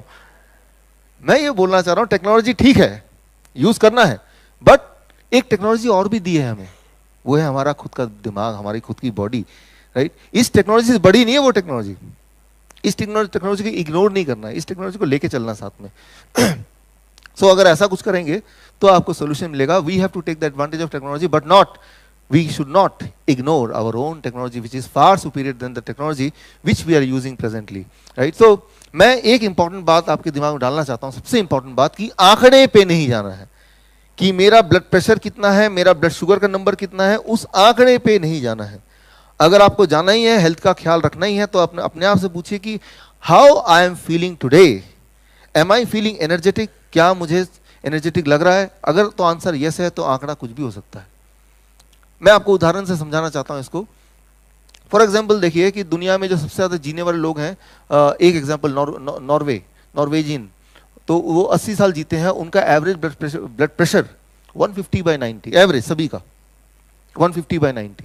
अब यहां से अगर 2 डॉक्टर वहां चले गए तो क्या बोलेंगे सभी को दवा पे, यार ये सबके सब मरने वाले हैं हार्ट की बीमारी से, कल ही इनकी ब्रेन स्ट्रोक हो जाएगा, सबके साथ दवा लो और उनको आपके ब्लड प्रेशर किसी भी तरह से करके 120 और बटे 80 तक तो लाओ, राइट।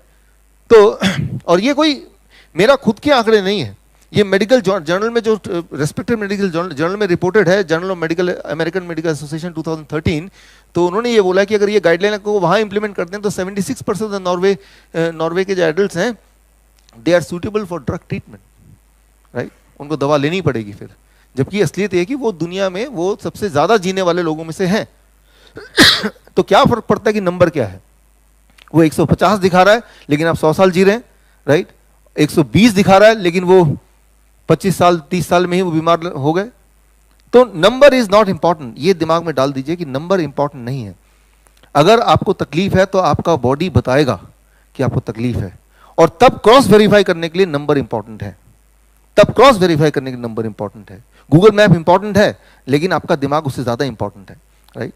सो कई बार बोलते हैं, मैंने देखा कि टेक लेफ्ट टर्न, देखा लेफ्ट में एक दीवार बनी है, तो मैं समझ जाता हूं गूगल मैप ने इसको रिकॉग्नाइज नहीं किया, लेकिन मेरी आंखें भी तो हैं, मेरे कान भी तो हैं, मेरी बॉडी भी तो है, तो मैं उसका हेल्प ले लूं, राइट। सो अब ठीक इसी तरह से अगर मैंने एक सवाल अभी पूछा आपसे कि भाई अभी ब्लड प्रेशर कितना बोलते हैं, तो 120/80, अगर इसी तरह से अगर यही वाला सवाल मैं आज से 20 साल पहले पूछता, 1997 कितना ब्लड प्रेशर होना चाहिए नॉर्मल जिससे ऊपर दवा देने की जरूरत पड़े, तो आप बोलते 160/100, 160/100। आज से 20 साल पहले अगर 160/100 के ऊपर किसी की ब्लड प्रेशर होती थी तब उनको दवा देना होता था, लेकिन 1997 में उसको कर दिया 140/90। अब आप बोल रहे हैं 120/80। अब देखिएगा इस साल के अंत तक ये हो जाएगा 115/75, और जिस दिन ऐसा हो जाएगा उस दिन दुनिया में वही हेल्दी बचेगा जो अपना ब्लड प्रेशर चेक नहीं कराएगा।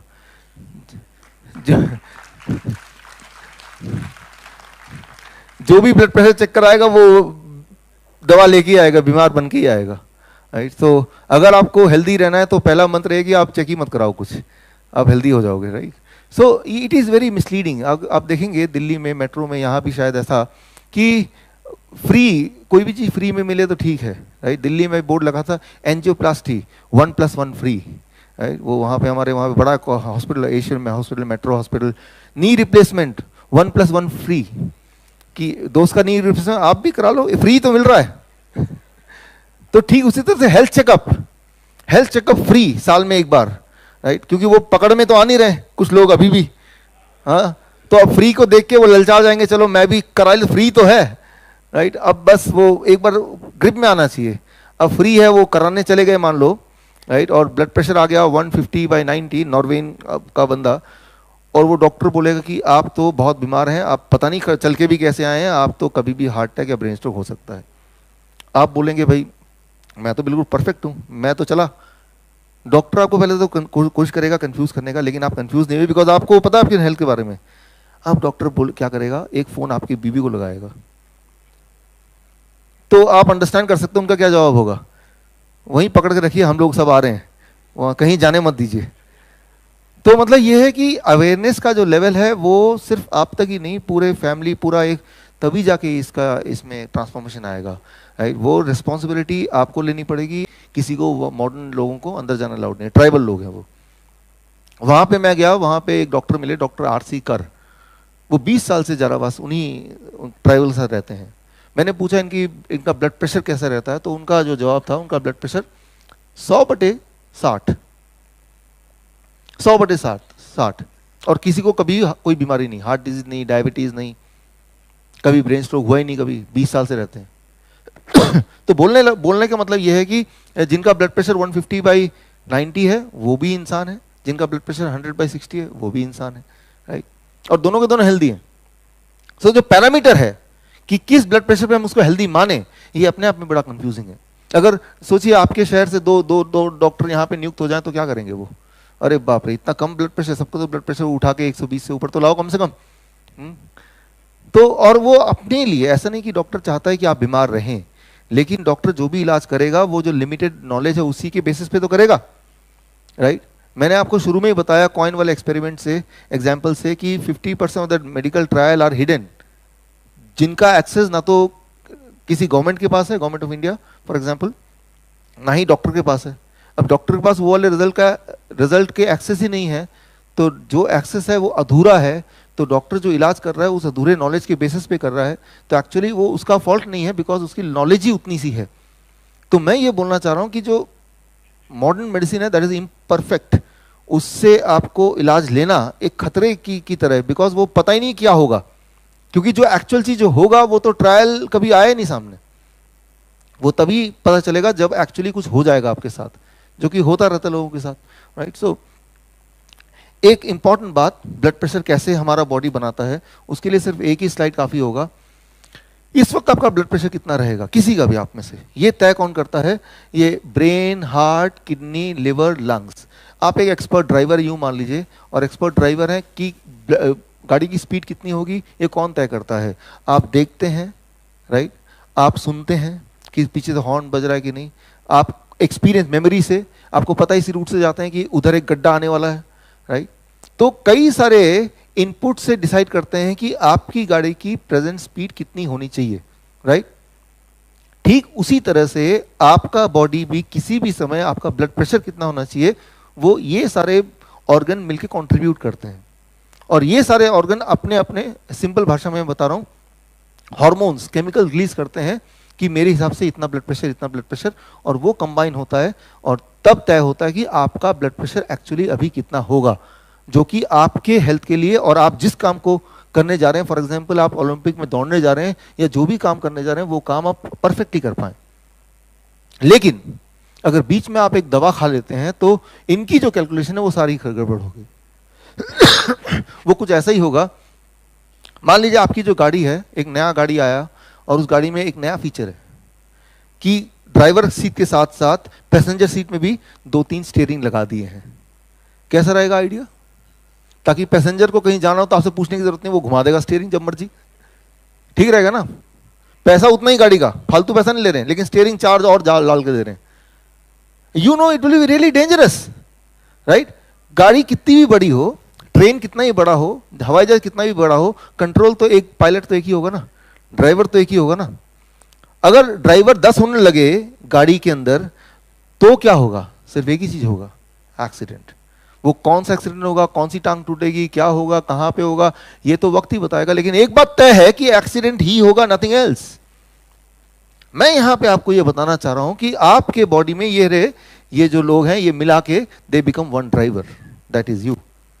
अब ये ड्राइव कर रहे हैं हर पल, इंक्लूडिंग इस पल भी डिसाइड कर रहे हैं आपका ब्लड प्रेशर कितना होना चाहिए, लेकिन आप उस पैसेंजर वाले के साथ जिसको एक स्टीयरिंग मिल गया कहीं से, आप उसको कंट्रोल करना चाह रहे हैं, तो ये बड़ा ही ज्यादा डेंजरस बात है, राइट। तो अपने गाड़ी का स्टीयरिंग आप किसी और के हाथ में, यानी कि डॉक्टर के हाथ में या दवा लेके उसमें आप ऐसे मत कीजिए, राइट।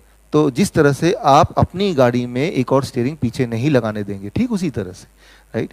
तो उतना ही खतरा है गाड़ी में, तो फिर भी कम खतरा है, पहले गाड़ी डैमेज होगा फिर इंसान जो अंदर बैठा वो डैमेज होगा, ये तो सीधा ही आप ही तो गाड़ी है, your body is a vehicle, right. So it is not A science at all.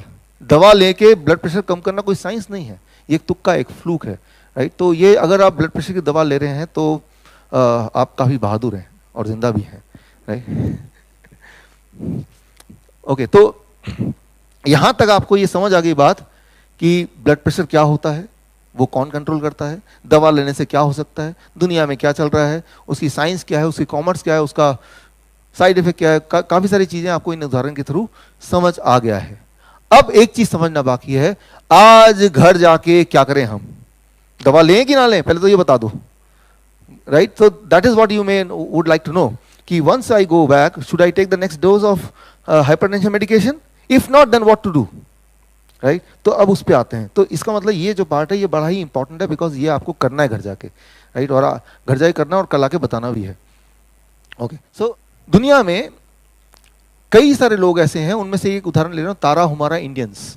ये नॉर्थ अमेरिका में एक जगह है जहाँ पे ये ताराहुमारा इंडियंस एक काइंड ऑफ सिविलाइजेशन रहती है। इनमें कोई भी हार्ट डिजीज नहीं है, इनमें कभी हार्ट डिजीज नहीं देखी गई, इनमें ब्रेन स्ट्रोक नहीं देखा गया, इनमें हार्ट अटैक नहीं देखा गया, ये मेडिकल जर्नल में रिपोर्टेड है। और ऐसे सिर्फ एक ही जगह नहीं है, पूरे दुनिया में, जैसे मैंने जारावास का एग्जांपल लिया थोड़ी देर पहले, पूरे दुनिया में ऐसे चंक्स हैं, ऐसी जगह ऐसे ऐसे लोग हैं जहाँ पे हार्ट डिजीज नहीं होती है, नहीं होती है। आप देखिए इंडिया में, भोपाल में, दिल्ली में कितने परसेंट है? 33%। हर तीसरा आदमी के डेथ का कारण हार्ट डिजीज है। और ये लोग भी इंडियंस हैं, हमारे इंडियंस, यहाँ पे हार्ट की बीमारी है ही नहीं, ना कभी थी। तो आपको हाई ब्लड प्रेशर से नहीं बचना है। हाई ब्लड प्रेशर से क्या हो सकता है, जैसा बोलते हैं हार्ट डिजीज, उससे बचना है। हाई ब्लड प्रेशर कॉज क्या है मैंने बताया अभी, ब्लॉकेज। वो ब्लॉकेज को हटाना है, इजंट दैट? और ब्लॉकेज जब हट जाएगा तो ब्लड प्रेशर नीचे आएगा, कम होगा कि नहीं होगा? हो जाएगा। तो ब्लड प्रेशर जैसे ही कम होगा आपको आइडिया मिल जाएगा कि मेरा जो ब्लॉकेज था वो गायब हो गया अब, या कम हो गया अब। Getting the point? तो मेन आपका आइडिया है कि या तो ब्लॉकेज होगा या नहीं होगा। अगर तो ब्लॉकेज है तो वो कैसे जाए ताकि ब्लड प्रेशर नेचुरली नीचे आए, और हमें कैसे पता चलेगा? आपकी एनर्जी लेवल इमीडिएटली बढ़ जाएगी। पहले ऐसा होता होगा कि आप अगर 2 शॉपिंग बैग लेके चलने लगे तो 200 मीटर जाने के बाद हांफने लगते हैं, आप बैठना चाहते हैं, ऐसा कुछ। या आप स्टेयर्स चढ़ने लगे तो पहली मंजिल जाने के बाद रुकना पड़ता होगा कुछ लोगों को, तभी जाके सांस आती है, फिर दोबारा चलते हैं। लेकिन अगर वो ना करना पड़े, अगर आप 200 मीटर की जगह 2 किलोमीटर भी लेके चल रहे हैं लगेज, तब भी आप नहीं थक रहे हैं या कम थक रहे हैं, तो इंडिकेशन है कि आपका ब्लॉकेज हट चुका है, राइट? तो ये है डायग्नोसिस, मॉडर्न डायग्नोसिस, राइट? तो पहले तो रूल को अपनाएंगे, फिर चेक करेंगे भाई ये काम कर रहा है क्या। चेक करने का तरीका वेरी सिंपल, कि अभी आपकी एनर्जी लेवल कितनी है वो आपको आइडिया है कि अभी मैं शॉपिंग बैग लेके जाता हूँ, लगभग यहाँ तक जाता हूँ तो मुझे लगता है कि अब मैं थक गया हूँ तो थोड़ा वेट कर लूँ, या मुझे एंजाइना पेन हो रहा है, डिस्कम्फर्ट हो रहा है, तो मतलब मुझे आराम करना चाहिए, या शॉपिंग बैग उठाना ही नहीं चाहिए। और अगर ऐसा हो कि 1 किलोमीटर जा रहे हैं तब भी नहीं थक रहे, इसका मतलब that is the indication, that is the true indication कि वाकई में आपकी हार्ट का जो है पहले से बेटर हो गया है, वाकई में आपका ब्लॉकेज चला गया है। और सप्लीमेंट्री जो इंडिकेशन है वो है कि ब्लड प्रेशर भी कम हो जाएगा। हम ब्लड प्रेशर कम करने को एम नहीं कर रहे हैं, हमारा प्राइमरी गोल ब्लड प्रेशर कम करना नहीं है। हमारा प्राइमरी गोल क्या है? हार्ट की बीमारी को कम करना। सेकेंडरी गोल क्या फुलफिल हो रहा है? Automatically as a response blood pressure भी ऑटोमेटिकली कम होगा, वो बाई प्रोडक्ट है। ब्लड प्रेशर कम हो ज्यादा हो वो इंपॉर्टेंट नहीं, इंपॉर्टेंट है कि क्या एनर्जी लेवल बढ़ी, क्या मेरा डिस्कंफर्ट घटा, क्या मैं ज्यादा देर तक चल सकता हूं, क्या मैं 3 मंजिल भी अगर दौड़ के चढ़ूं तो कितनी देर में मेरी सांसें वापस आती हैं, तो कितनी देर बाद मैं ठीक से बात कर सकता हूं बिना सांसें की फूले, right? Getting the point? So ये है इंपॉर्टेंट पैरामीटर। इन पैरामीटर में अगर पॉजिटिव रिस्पॉन्स मिलता है तो मतलब सिस्टम काम कर रहा है, राइट? कितना समय लगेगा पॉजिटिव रिस्पॉन्स दिखने में? करीब 3 दिन, 2-3 दिन, इसलिए हम यहाँ पे 3 दिन तक हैं, रिस्पॉन्स अभी दिख जाएगा, राइट? करना क्या है? वही करना है जो ये लोग करते हैं। इनमें कोई हार्ट की बीमारी नहीं है। तारा हमारा इंडियंस, ये पूरी दुनिया जानती है, ये दौड़ते हैं, सुबह शाम तक दौड़ते रहते हैं, थकते ही नहीं, घोड़े की तरह। तो ये जो करते हैं वही आपको करना है। अच्छा, ये क्या करते हैं?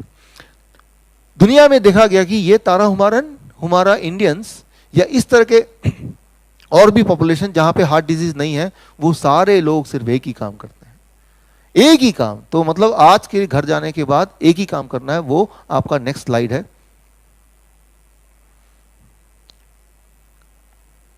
ऐसे लोग, राइट, जिनका के फैक्टर कम होता है उनमें हार्ट डिजीज ज्यादा होती है, जिनका के फैक्टर ज्यादा होता है उनमें हार्ट डिजीज नहीं होती है।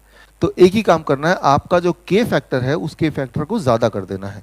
अब जाहिर सी बात आप पूछेंगे के फैक्टर क्या है और कैसे इसको ज्यादा किया जाए, राइट? तो उसको समझिए, लेकिन ये मेडिकल भाषा में है पोटेशियम फैक्टर, राइट?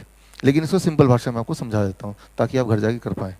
तो ये यहाँ पे आंकड़े हैं, अगर आपको आंकड़े देखने हैं तो, कि जिन जिन जगह पे जिन जिन सिविलाइजेशन में के फैक्टर ज़्यादा है, योनोमामी इंडियंस ब्राज़ील जिसमें 20 के फैक्टर सबसे ज़्यादा, उनमें हार्ट की बीमारी सबसे कम है, और जिनमें सबसे कम के फैक्टर है उनमें हार्ट की बीमारी सबसे ज़्यादा है।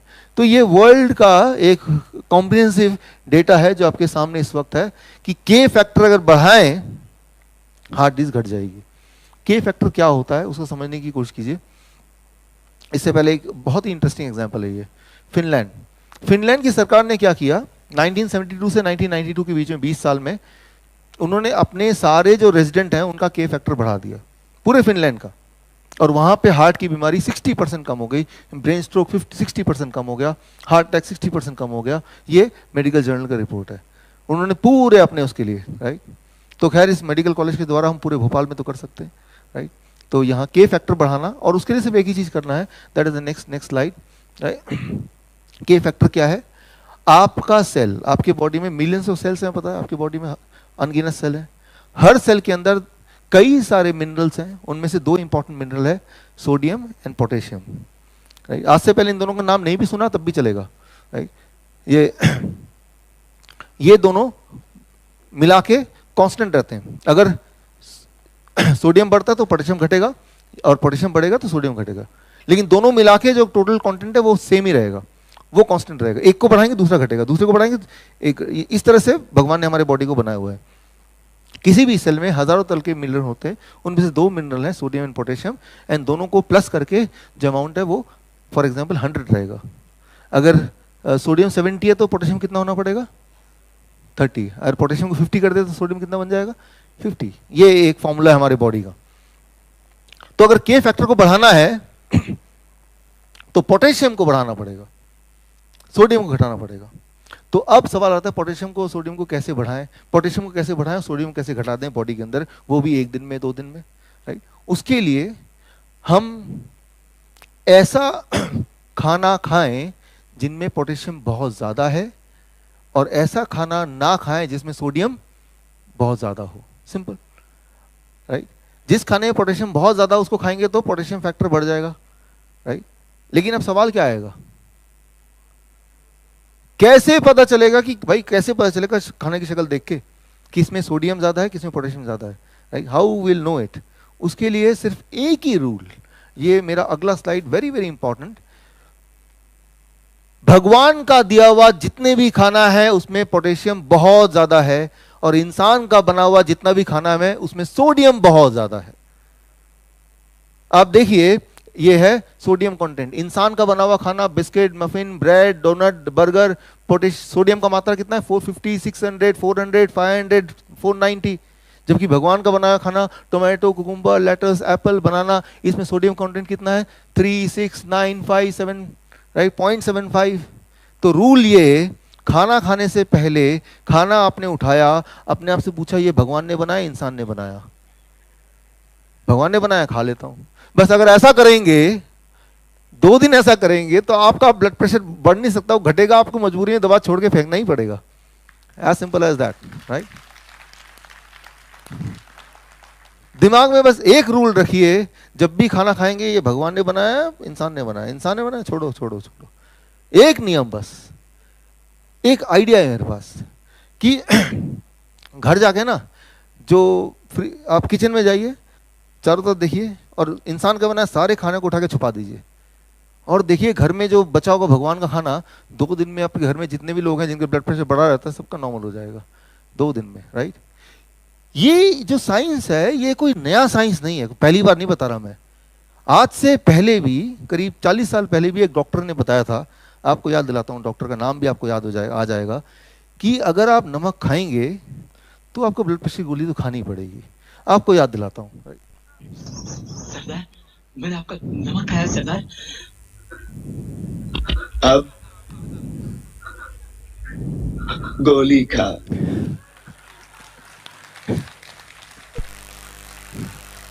40 साल पहले बता दिया आपको, बात समझ नहीं है, आप समझ आई बात। तो डॉक्टर गब्बर ने आपको बताया, आई एम श्योर कि अब याद रहेगा 40 साल बाद ही सही, राइट। तो कोई नई बात नहीं बता रहा मैं, सारा कुछ आपको ऑलरेडी पता है, सारा कुछ हजारों बार सुना, बस एक बार और सुन लिया आपने, right. So very very high potassium and very very low sodium, ये होना चाहिए आपका डाइट। और भगवान ने जब हमें बनाया तो हम क्या खाएंगे उसको भी बनाया, तो दोनों को मैच करते हुए, नट एंड बोल्ट, ताकि दोनों आपस में फिक्स हो जाए। ऐसे ही होता है ना, एक कंपनी नट बना रही है, दूसरी कंपनी बोल्ट बना रही है, तो वो फिक्स हो ना हो कुछ पता नहीं। एक ही कंपनी नट बना रही है और वही वाली कंपनी बोल्ट बनाएगी, तभी तो फिक्स होगी ना, राइट। तो आपको किसी फार्मास्यूटिकल कंपनी ने नहीं बनाया, राइट। आपको जिसने बनाया है उसका बना हुआ जब खाना खाएंगे, राइट, वो खाना भी उसी तरह से बना हुआ है कि पता है कि कौन सी चीज कितना होने से कैसे आपका बॉडी काम करेगा, तो आपको बीमारी होगी नहीं, और अगर है तो रहेगी नहीं, ये पक्का है, right. Thank you friends, thank you, thank you. So the only thing is let your kitchen be your hospital, right. और मैं आपको बताऊंगा आगे जाके आज कि हमारे जितनी भी चीज़ भगवान ने बनाई है हमारे आसपास, उनसे हर चीज़ का इलाज हो सकता है, एक एक चीज़ का इलाज हो सकता है, एवरीथिंग, राइट। कोई भी चीज़ अगर किसी को, ऐसा नहीं कि हम बीमार नहीं पड़ेंगे, मैं ये नहीं बोल रहा हूँ कि हम बीमार नहीं, बीमार तो सब पड़ते हैं, एनिमल भी पड़ते हैं, लेकिन बीमार पड़ने के बाद करें क्या उसी वक्त? तो एक ही चीज़ आती है, हॉस्पिटल जाओ। मैं चाहता हूँ कि आप एक ही चीज़ याद करें, बीमार पड़े तो चलो किचन में जाओ फटाफट, राइट, क्योंकि किचन में वो सारी चीज़ें हैं जो आपको आपकी बीमारी को परमानेंटली क्योर कर सकती है। और मैं इसमें लाइफस्टाइल डिजीज की बात नहीं कर रहा, मैं इमरजेंसी मेडिसिन की बात कर रहा हूँ। लाइफस्टाइल डिजीज में तो आपको लगता होगा चलो खाना खाना ठीक कर देंगे कुछ हो जाएगा। I am talking of heart attack, I am talking of any injury, external internal injury, internal bleeding, वो सब जो लगता है कि ये तो कोई मॉडर्न मेडिसिन ही ठीक कर सकता है, जबकि ट्रुथ ये है कि वो सारी चीज़ आपकी किचन में इस वक्त भी है, while you are sitting here. Only thing is आपको पता ही नहीं कि ये कैसे काम करता है, उसकी जो इंपॉर्टेंस है, किस तरह यूज़ करना है, that you do not know. Anyway, today we are going to understand that little bit. We have 3 days from now, right. एक ही बात याद रखिए जिससे सब सारी चीज़ों का हल होगा कि अब इस पिक्चर को देखिए, टायर, राइट। सो इसमें अगर एयर प्रेशर ज़्यादा होगा तो भी दिक्कत है, एयर प्रेशर कम होगा तो भी दिक्कत है।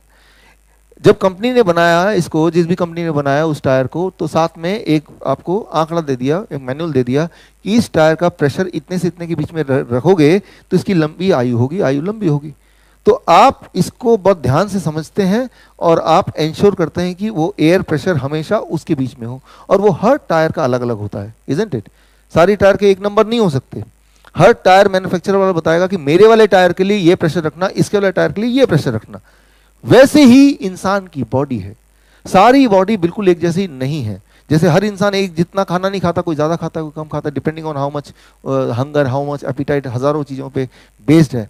ठीक उसी तरह से ये मानिए मेरी बात कि हर एक की बॉडी एक नहीं है, तो हर एक के पैरामीटर्स, हर एक के लिए रूल्स वो एक नहीं होंगे, राइट। मान लो एक शू 9 साइज का हो, सभी को फिट करने लगेंगे तो क्या होगा?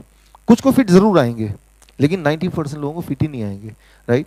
तो या तो उनके टांग पकड़ खींचेंगे, पैर पकड़ खींच, भाई इसको बड़ा करो, राइट, या उसको काट के छोटा करो। In both the cases trying to fit your foot on a shoe of different size, वो पीड़ा आप ही को होगी, दुख और दर्द आप ही को होगा।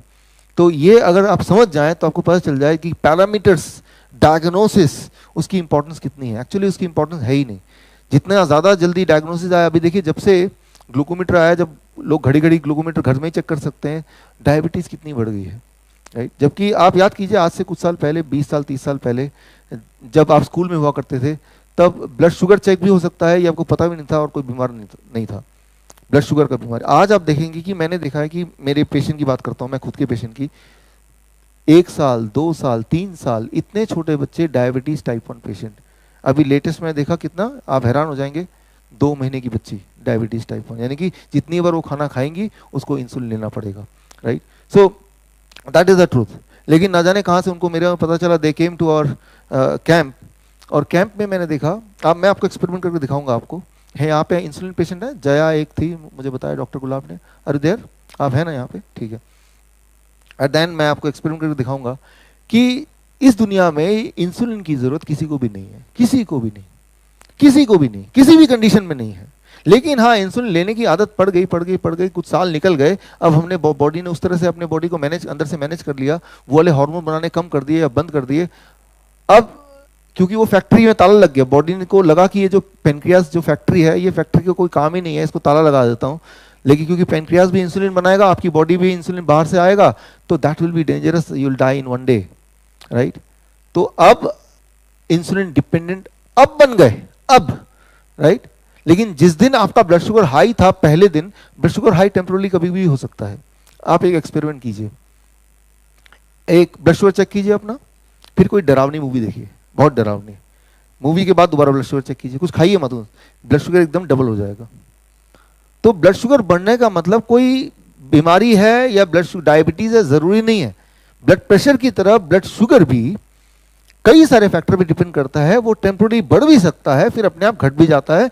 वो आप देखिए, आप अपनी गाड़ी को कई बार 120 किलोमीटर पर आवर की स्पीड से भी चलाते हैं, लेकिन जब अब देखते हैं कि मैं ओवरटेक कर रहा हूं, वहां से भी गाड़ी आ रही है, उससे पहले मुझे अपनी गाड़ी को ले जाना है, तो 120 किलोमीटर पर आवर भी सेफ ड्राइविंग स्पीड है उस वक्त के लिए, उस टेम्परेरी टाइम के लिए। लेकिन उतने टाइम के लिए कोई सिर्फ उतना सा देखेगा कि आपके वहां पे रीडिंग, जो आंखें ऐसे करके सिर्फ उसको आपका जो गाड़ी का जो डैशबोर्ड ही दिखाई दे रहा है कि उसमें 120 किलोमीटर पर आवर दिखा, वो क्या बोलेगा, यार आप तो ओवर स्पीड करते हो, आप तो मार डालोगे हमें, राइट? क्योंकि वो पूरा कंडीशन नहीं देख रहा, वो पूरा सिचुएशन नहीं देख रहा, वो पूरा सर्कमस्टेंस नहीं देख रहा, वो एक घोड़े की तरह सिर्फ अपनी आंखों को ऐसा करके उस डैशबोर्ड को देख रहा है, राइट? तो ठीक उसी तरह से हमारा ब्लड शुगर भी ऐसे ही काम करता है कि जब भी कोई भी उसमें नंबर होता है, ब्लड शुगर का कोई भी लेवल होता है, उसके पीछे बहुत सारे फैक्टर्स होते हैं। उन फैक्टर को कंसिडर किए बिना अगर हम सोचे कि मुझे इंसुलिन लेना चाहिए और ले लेते हैं, तो मान लीजिए आपने रास्ता एक ऐसा पकड़ा जिसमें आगे दुख ही दुख है, गम ही गम है, नुकसान ही नुकसान है, ये पक्का है। तो इसीलिए आपको सिर्फ एक ही बात यहाँ याद रखना है इससे, कि मैन्युफैक्चरर ने आपको भेजा है बना के, तो हर चीज़ का एक बैलेंस बना के भेजा है। ब्लड प्रेशर का balance, sodium potassium balance, blood sugar का बैलेंस, कोलेस्ट्रॉल का बैलेंस, टेम्परेचर का बैलेंस, एक पर्टिकुलर टेम्परेचर में, एक पर्टिकुलर प्रेशर में, एक पर्टिकुलर ब्लड शुगर लेवल पे हम सबसे अच्छा परफॉर्म कर पाएँ। Getting the point? जब ये टायर एक पर्टिकुलर प्रेशर रेंज में होगा तो ये सबसे अच्छा परफॉर्म कर पाएगा। प्रेशर का कुछ भी हो तब भी कुछ दूर तक चलेगा ही, लेकिन जल्दी खराब हो जाएगा। लेकिन वो प्रेशर कितना होना चाहिए, वो ब्लड शुगर कितना होना चाहिए, वो ब्लड कोलेस्ट्रॉल कितना होना चाहिए, ट्राइग्लिसराइड कितना होना चाहिए, यूरिक एसिड कितना, ये जो सारे टर्म्स आप सुन रहे हैं ना, ये पिछले 15 साल की देन है।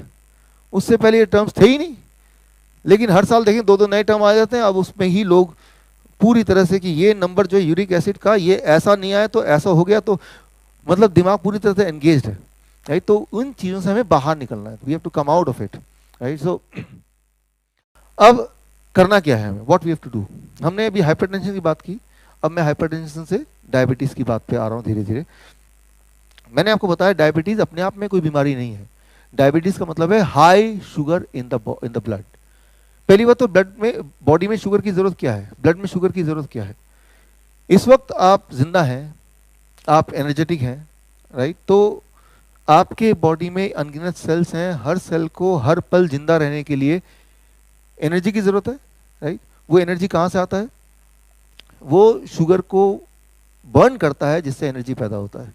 Sugar is a source of energy. Blood क्या करता है? शुगर को सेल्स के अंदर डालता है, सेल्स क्या करता है? उसको बर्न करता है और उससे एनर्जी, ताकत पैदा होती है, जिससे आप अभी जिंदा हैं। शुगर अच्छा है कि बुरा है? इज गुड और bad? Very good. Sugar means, blood sugar means energy. High sugar is good और बैड? हाई एनर्जी, डॉक्टर बोलेगा आपका ब्लड शुगर 500, आप खुश, अरे बाप रे मेरी एनर्जी इतनी ज्यादा आज, नहीं। Here you have to understand little bit. Blood circulatory system जो हमारा, वो है हमारे ह्यूमन बॉडी का 60,000 किलोमीटर टू 1 लाख किलोमीटर। अगर आपके ब्लड वेसल्स, आर्टरीज और वेन्स, कैपिलरीज, वो सारे अगर लाइन बाय लाइन लगा दें तो 1 लाख किलोमीटर तक चले जाएंगे, और उसमें ब्लड ऐसे फ्लो करता है, राइट? और ब्लड क्या करता है? एज ए ट्रांसपोर्टेशन सिस्टम, वो ऑक्सीजन को, शुगर को, न्यूट्रिशन को, वेस्ट मटेरियल को ट्रांसपोर्ट करता है। ये काम है। जैसे आपका शहर में ट्रांसपोर्टेशन सिस्टम वैसा पूरा फैला हुआ है, एक जाल, उसी तरह से हमारे बॉडी में एक जाल फैला हुआ है ट्रांसपोर्टेशन सिस्टम का। और उस ट्रांसपोर्टेशन सिस्टम को एफिशिएंट चलाने के लिए एक मैनेजमेंट है कि कितना शुगर रहना चाहिए ताकि ट्रांसपोर्टेशन सिस्टम स्लो ना हो जाए। शहर में अगर सड़क पे ज़्यादा गाड़ियाँ होंगी तो क्या होगा? Transportation system will become slow. मैं देख रहा था कुछ लोग अभी भी लेट पहुंचे, क्यों भाई? ट्रांसपोर्टेशन सिस्टम में वहाँ अटक गए रास्ते में। ठीक इसी तरह से जब शुगर का लेवल एक लेवल से ज़्यादा होता है आपके बॉडी में, तो बॉडी का ट्रांसपोर्टेशन सिस्टम स्लो हो जाता है, यानी कि फिर न्यूट्रिशन, ऑक्सीजन, वेस्ट मटेरियल, उनका ट्रांसपोर्टेशन स्लो होने से किस पे असर करेगा? कौन से ऑर्गन पे असर करेगा? हार्ट पे करेगा, किडनी पे करेगा, आंखों पे करेगा, लंग्स पे करेगा, लिटरली हर ऑर्गन पे करेगा। किसी पे जल्दी, किसी पे बाद में। आपके शहर का ट्रांसपोर्टेशन सिस्टम अगर स्लो हो जाए तो सबसे ज्यादा असर किस पे करेगा? आप बोलेंगे सबसे पहले तो उसको पे असर करेगा जो इमरजेंसी पेशेंट होगा, फिर उस पे करेगा जिसको कोई इंटरव्यू देने जा रहा हो, उसकी जॉब लगने वाली हो, राइट? इस तरह से करते करते करते करते आप पाएंगे ऐसा कोई भी नहीं है जिस पे असर नहीं करेगा। फाइनली हर एक पे करेगा। किस लेवल का असर कब करेगा वो एक अलग क्वेश्चन है, बट करेगा जरूर। ठीक इसी तरह से अगर हमारे बॉडी का ट्रांसपोर्टेशन सिस्टम अगर स्लो हो जाता है तो सारे के सारे ऑर्गन, सारे के सारे सेल्स सफर करते हैं, और वो ऐसा स्लो अगर लंबे समय तक रहेगा तो हार्ट डिजीज है, किडनी फेलियर है, आई डिजीज है, ये सारी चीज होने लगती हैं। इसी को बोलते हैं डायबिटीज, राइट। सो लेकिन कितने शुगर को हाई शुगर बोलें, ये एक इंपॉर्टेंट क्वेश्चन है। इसको हम जल्दी से समझ लेते हैं कितने शुगर को, क्योंकि आज हमारा जो मेन मकसद है करना क्या है घर जाके, what we need to do once you go back home, ताकि आज के बाद, अभी के बाद अगली जो दवाई है वो खाना ना पड़े, लेकिन हम हेल्दी भी रहें, राइट। सो उसके लिए let me try to explain and make you understand. मैं उदाहरण लेता हूँ इसका, मेरे खुद का एग्जाम्पल लेता हूँ। मान लीजिए ये 1 लीटर बॉटल है, 1 लीटर हालांकि है नहीं, लेकिन 1 लीटर मान लेते हैं इसको। मेरे बॉडी में, मेरा बॉडी वेट है 70 kg, और अगर सारा मैं खून बाहर निकाल दूं तो करीब 5 लीटर खून आएगा। कितने बॉटल चाहिए मेरे सारे खून को भरने के लिए? 5। एक बॉटल से, उनमें से एक ड्रॉप खून निकालता हूं, ग्लूकोमीटर में डालता हूं, रीडिंग आती है 200। इसका मतलब यह है कि मेरे 1 लीटर खून में 2 ग्राम शुगर है। क्लियर है? आपके बॉडी से एक ड्रॉप मैं खून निकालता हूं और ग्लूकोमीटर में डालता हूं, रीडिंग आती है 100, तो आपके 1 लीटर खून में कितना शुगर होना चाहिए? 1 ग्राम, है ना? तो जब भी आपकी रीडिंग आती है, रीडिंग का तात्पर्य क्या है? वो यही तात्पर्य है। मेरे पूरे सर्कुलेटरी सिस्टम में कितना खून है? रीडिंग आई है 200, तो कितना शुगर है? 10 ग्राम। अगर मेरे पूरे ब्लड सर्कुलेशन से सारा शुगर निचोड़ देंगे तो 10 ग्राम शुगर निकलेगा, राइट। करीब 4 चम्मच शुगर निकल जाएगा।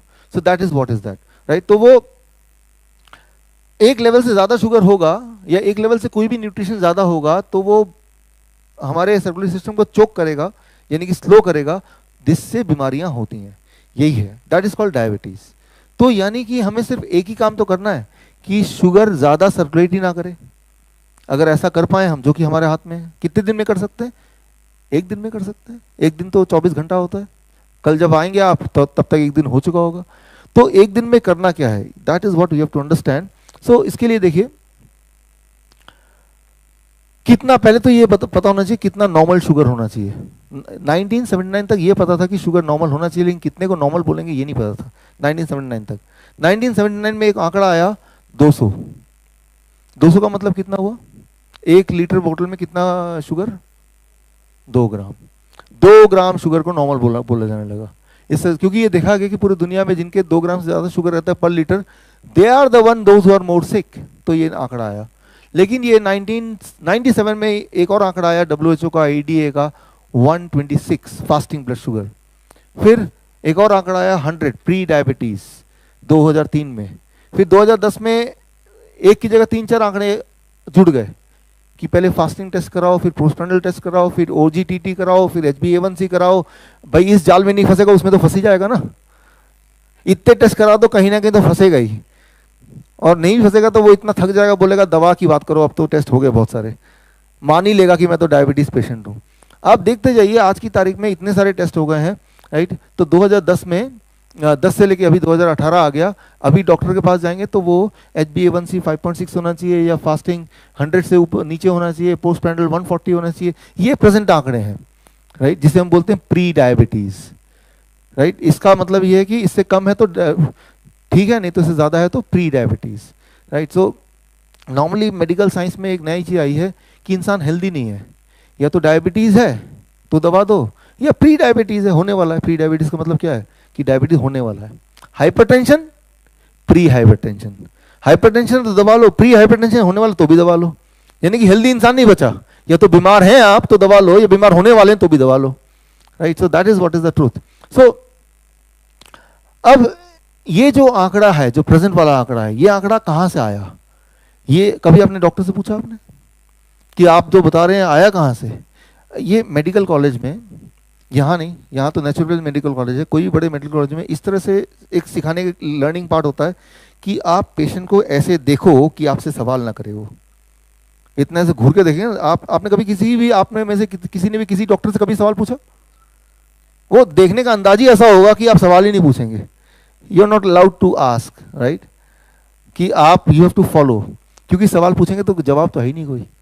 एक सवाल पूछ के देखिए, भाई ये आंकड़े जो हैं आए कहाँ से? पहली बात तो कोई पूछेगा नहीं, अगर पूछ ही लेंगे तो वो जवाब देंगे नहीं, और जवाब दे भी देंगे तो जवाब आएगा ADA, अमेरिकन डायबिटीज एसोसिएशन ने ये आंकड़े भेजे हैं हमें। तो हमारे यहाँ पे इंडियन मेडिकल एसोसिएशन है, वो जो फॉलो करता है अमेरिकन डायबिटीज एसोसिएशन को। अमेरिकन डायबिटीज एसोसिएशन से अगर पूछें कि आपको ये आंकड़े कहाँ से मिले कि इसके इस आंकड़े के जो ज़्यादा है नंबर उसको डायबिटीज़ बोलेंगे, उनको दवा देंगे, मेडिसिन उनको खाना पड़ेगा। आपको ये लग रहा होगा कि हज़ारों तरह के उन्होंने टेस्ट किए होंगे, हज़ारों साइंटिस्ट मिलके कई कई साल तक उन्होंने एक्सपेरिमेंट किए होंगे, मिलियंस ऑफ डॉलर खर्च किए होंगे, तब जाके आए। ट्रुथ ये है, वो उन्होंने उसका जवाब दिया अपने ही मेडिकल जर्नल में। ये जर्नल की कॉपी अगर आपको चाहिए तो मैं आपको मेल कर सकता हूँ, आपके फीडबैक फॉर्म में ईमेल आईडी दीजिए तो मैं मेल कर दूंगा आपको जर्नल की कॉपी। उनका जवाब था सिंपल भाषा में कि हमें ऐसा लगा कि ये आंकड़े इंसान के लिए ठीक होंगे, और अगर ये ठीक नहीं होते तो दोबारा बदल देंगे। सोचिए, आपने मान लिया भगवान का दिया हुआ एक नंबर, एक आंकड़ा, उसको लेके पकड़ के बैठ गए, उसके हिसाब से सारी जिंदगी बदल दी, दवाइयां खा रहे हैं। बट ट्रुथ ये है कि उनको ऐसा लगा। कोई एविडेंस नहीं है, there is no evidence to prove it, कि एविडेंस दिखाओ, प्रूफ दिखाओ, आपके जो ट्रायल्स है वो दिखाओ, नहीं है, नथिंग, राइट। सो मैं आपको छोटा सा एग्जांपल देखिए, इसको खत्म करते हैं फिर आते हैं सॉल्यूशन पे। एक एग्जांपल ताकि आप कन्विंस हो कि ये वाकई में ऐसा है। फास्टिंग ब्लड शुगर सुबह वाला और पोस्टप्रैंडियल ब्लड शुगर जो पूरे दिन में रहता है, कौन सा ज्यादा होता है नॉर्मली, पहला या दूसरा? ज्यादा दूसरा, फास्टिंग और पोस्टप्रैंडियल, राइट। तो ऐसा है कि फास्टिंग वाला होता है जो पूरे रात भर आपने कुछ खाना खाया नहीं और सुबह का आपने ब्लड शुगर लिया, that called fasting blood sugar. Expectedly, as per your knowledge, fasting should be less, isn't it? Expectedly. मेरे पास बहुत सारे पेशेंट आते हैं, डॉक्टर साहब रात को हमने चेक किया था ब्लड शुगर था 200 सोने से पहले, सुबह चेक किया तो वो 250। मैंने कहा आधी रात को कुछ खा लिया होगा भाई, तो बढ़ गया। नहीं डॉक्टर साहब मैं मजाक के मूड में नहीं हूँ, और ऐसा रोज होता है और मैं तो घबरा गया पूरी रात भर, क्या होता है कि सुबह शुगर बढ़ जाता है उल्टा, तो ये तो कोई बीमारी है। अब इसको जरा अंडरस्टैंड कीजिए कि रात भर आपने खाया नहीं तो ब्लड के अंदर शुगर है वही वाला है जो रात को आपने खाना लास्ट खाया होगा, वो शुगर सर्कुलेट कर रहा है। आप सो रहे हैं, काम नहीं कर रहे हैं, लेकिन आपकी बॉडी के सेल्स को अभी भी एनर्जी चाहिए, तो बॉडी के सेल्स जो ब्लड में रिमेनिंग शुगर है वो खींच के निकालती जा रही है, शुगर लेवल ब्लड में कम होता जा रहा है और आपकी रात बीतती जा रही है। तो सुबह जो expected sugar amount blood sugar है वो कम होना चाहिए कि ज़्यादा होना चाहिए? जबकि असलियत यह है कि हज़ारों लोगों का, करीब 55% पॉपुलेशन का, वर्ल्ड पॉपुलेशन, मतलब आधे ज़्यादा लोगों का सुबह वाली शुगर बढ़ी हुई आती है इन कंपैरिजन टू पिछले रात की जो शुगर थी। कारण ये कि रात भर में शुगर कम होती जा रही, कम होती जा रही, कम होती जा रही। करीब 4 बजे फॉर एग्जाम्पल ब्रेन देखता है कि शुगर काफ़ी कम हो गई, अब तो 50 तक पहुंच गई है, और कम होगा तो आप मर जाएंगे। तो ब्रेन तब लिवर को बोलता है कि भाई ऐसा करो, लिवर में स्टोर शुगर होता है, आपको पता है, कि थोड़ा शुगर उधार दे दो, ब्लड में डाल दो, ताकि जब आप उठें तो आप एनर्जेटिक फील करें, और जब तक आपने ब्रेकफास्ट ना किया हो तब तक उस शुगर से आपका बॉडी काम कर पाए। इसे कहते हैं डॉन फिनोमिना। डॉन फिनोमिना कोई बीमारी का नाम नहीं है, it is not a name of any disease, right. Dawn phenomena मतलब ब्रेन ने डिसाइड किया कि आपके उठने से 1 घंटे पहले वो लिवर से बोल के कुछ शुगर ब्लड में डालेगा, ताकि जब आप उठें आप एनर्जेटिक फील करें, ना कि एग्जॉस्टिव फील करें।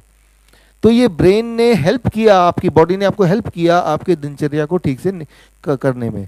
तो ये कोई बीमारी नहीं है, लेकिन इसी को हम बीमारी मान लें और दवा लेने लगे तो ये एक डिजास्टर है, राइट। तो यानी कि एक ड्राइवर गाड़ी चला रहा है जो कि एक्सपर्ट ड्राइवर है, आप पीछे पैसेंजर हैं, आपको कुछ पता ही नहीं है, अचानक आप ड्राइवर का गला पकड़ लेते, ला मैं थोड़ा स्टीयरिंग मैं भी चला लूँ, राइट। तो वो गाड़ी का क्या होगा आप जानते ही हैं, राइट। तो लेकिन पूरे रात भर का जो ब्लड शुगर है उसका क्या फ्लो क्या है, ये कैसे पता चलेगा? उसके लिए मैं एक्सपेरिमेंट कर सकता हूँ। मेरे पास एक टूल है, ये मैं, जय जी आप आएंगे स्टेज पे? आप इंसुलिन डिपेंडेंट हैं ऐसा मुझे आपने भी बताया और डॉक्टर गुलाब ने भी बताया। ये मेरे पास एक टूल है, इसको मैं आपके बॉडी में अभी लगा दूंगा, राइट। और लगाने के बाद ये क्या करेगा, मेरे पास एक मॉनिटर भी है, ये मॉनिटर को ये इससे कनेक्टेड है, पूरे रात भर में आपका जो ब्लड शुगर रहेगा एक एक पल का वो इसमें आता जाएगा। और कल जब आप मिलेंगे तो इसमें हम आपके जया जी का पूरे 24 घंटे का जो ब्लड शुगर रिपोर्ट है वो घड़ी घड़ी का इसमें आ जाएगा, एक एक सेकंड का इसमें आ जाएगा, उसका फ्लो आ जाएगा।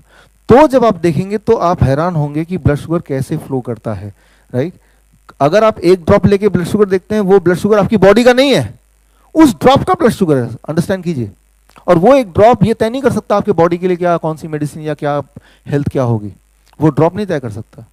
पूरे दिन भर का ब्लड शुगर का जो फ्लो है, इसको ऊपर कैसे करेंगे, ऊपर कर लेंगे, कर लीजिए, चेयर दीजिए यहाँ पे। सो एक चेयर ले बैठ जाइए।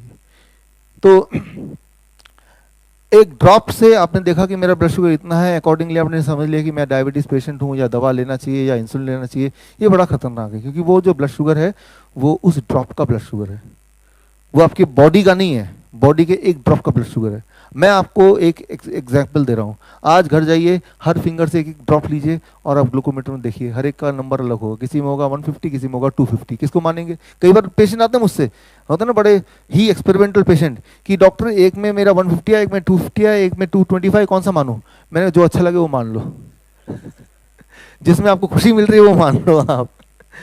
तो मैं ये बोलना चाह रहा हूँ कि ये इतना बड़ा एग्जैक्ट साइंस है नहीं कि हम उसको बेस मान के अपनी दवा रिजीम शुरू कर दें। उससे आप हेल्दी हो नहीं सकते कभी भी। You can never be healthy with that. हो रहा है ऊपर? ऊपर तो नहीं हो रहा, नहीं हो रहा, होगा भी तो ये अटकेगा। तो अपना इसके बाद कपड़े कुछ ऐसा पहन के जो कि यहाँ तक पहुँचे, ठीक है ना, एक्सेस हो, तो मैं ये लगा दूंगा और फिर ताकि कल का ये हम ये देख पाएँ, ठीक है ना। वो लगाने की बात ज़रूरी इसलिए भी है आप सबके लिए ही, खास तौर पे जो इंसुलिन ले रहे हैं, जो इंसुलिन ले रहे हैं उनको ये पता चलेगा इंसुलिन उनका क्या हार्म कर सकता है। और इस वक्त जो आपके इन हाउस जो पेशेंट हैं उनमें से एक ही है जो इंसुलिन ले रहे हैं, इसीलिए मैंने बोला कि इनको लगाते हैं, राइट। इंसुलिन जो पेशेंट ले रहे हैं, आपको ये बताना चाहूँगा कि जितना खतरनाक हाई ब्लड शुगर हो सकता है उससे हज़ारों गुना ज़्यादा खतरनाक है high insulin, right.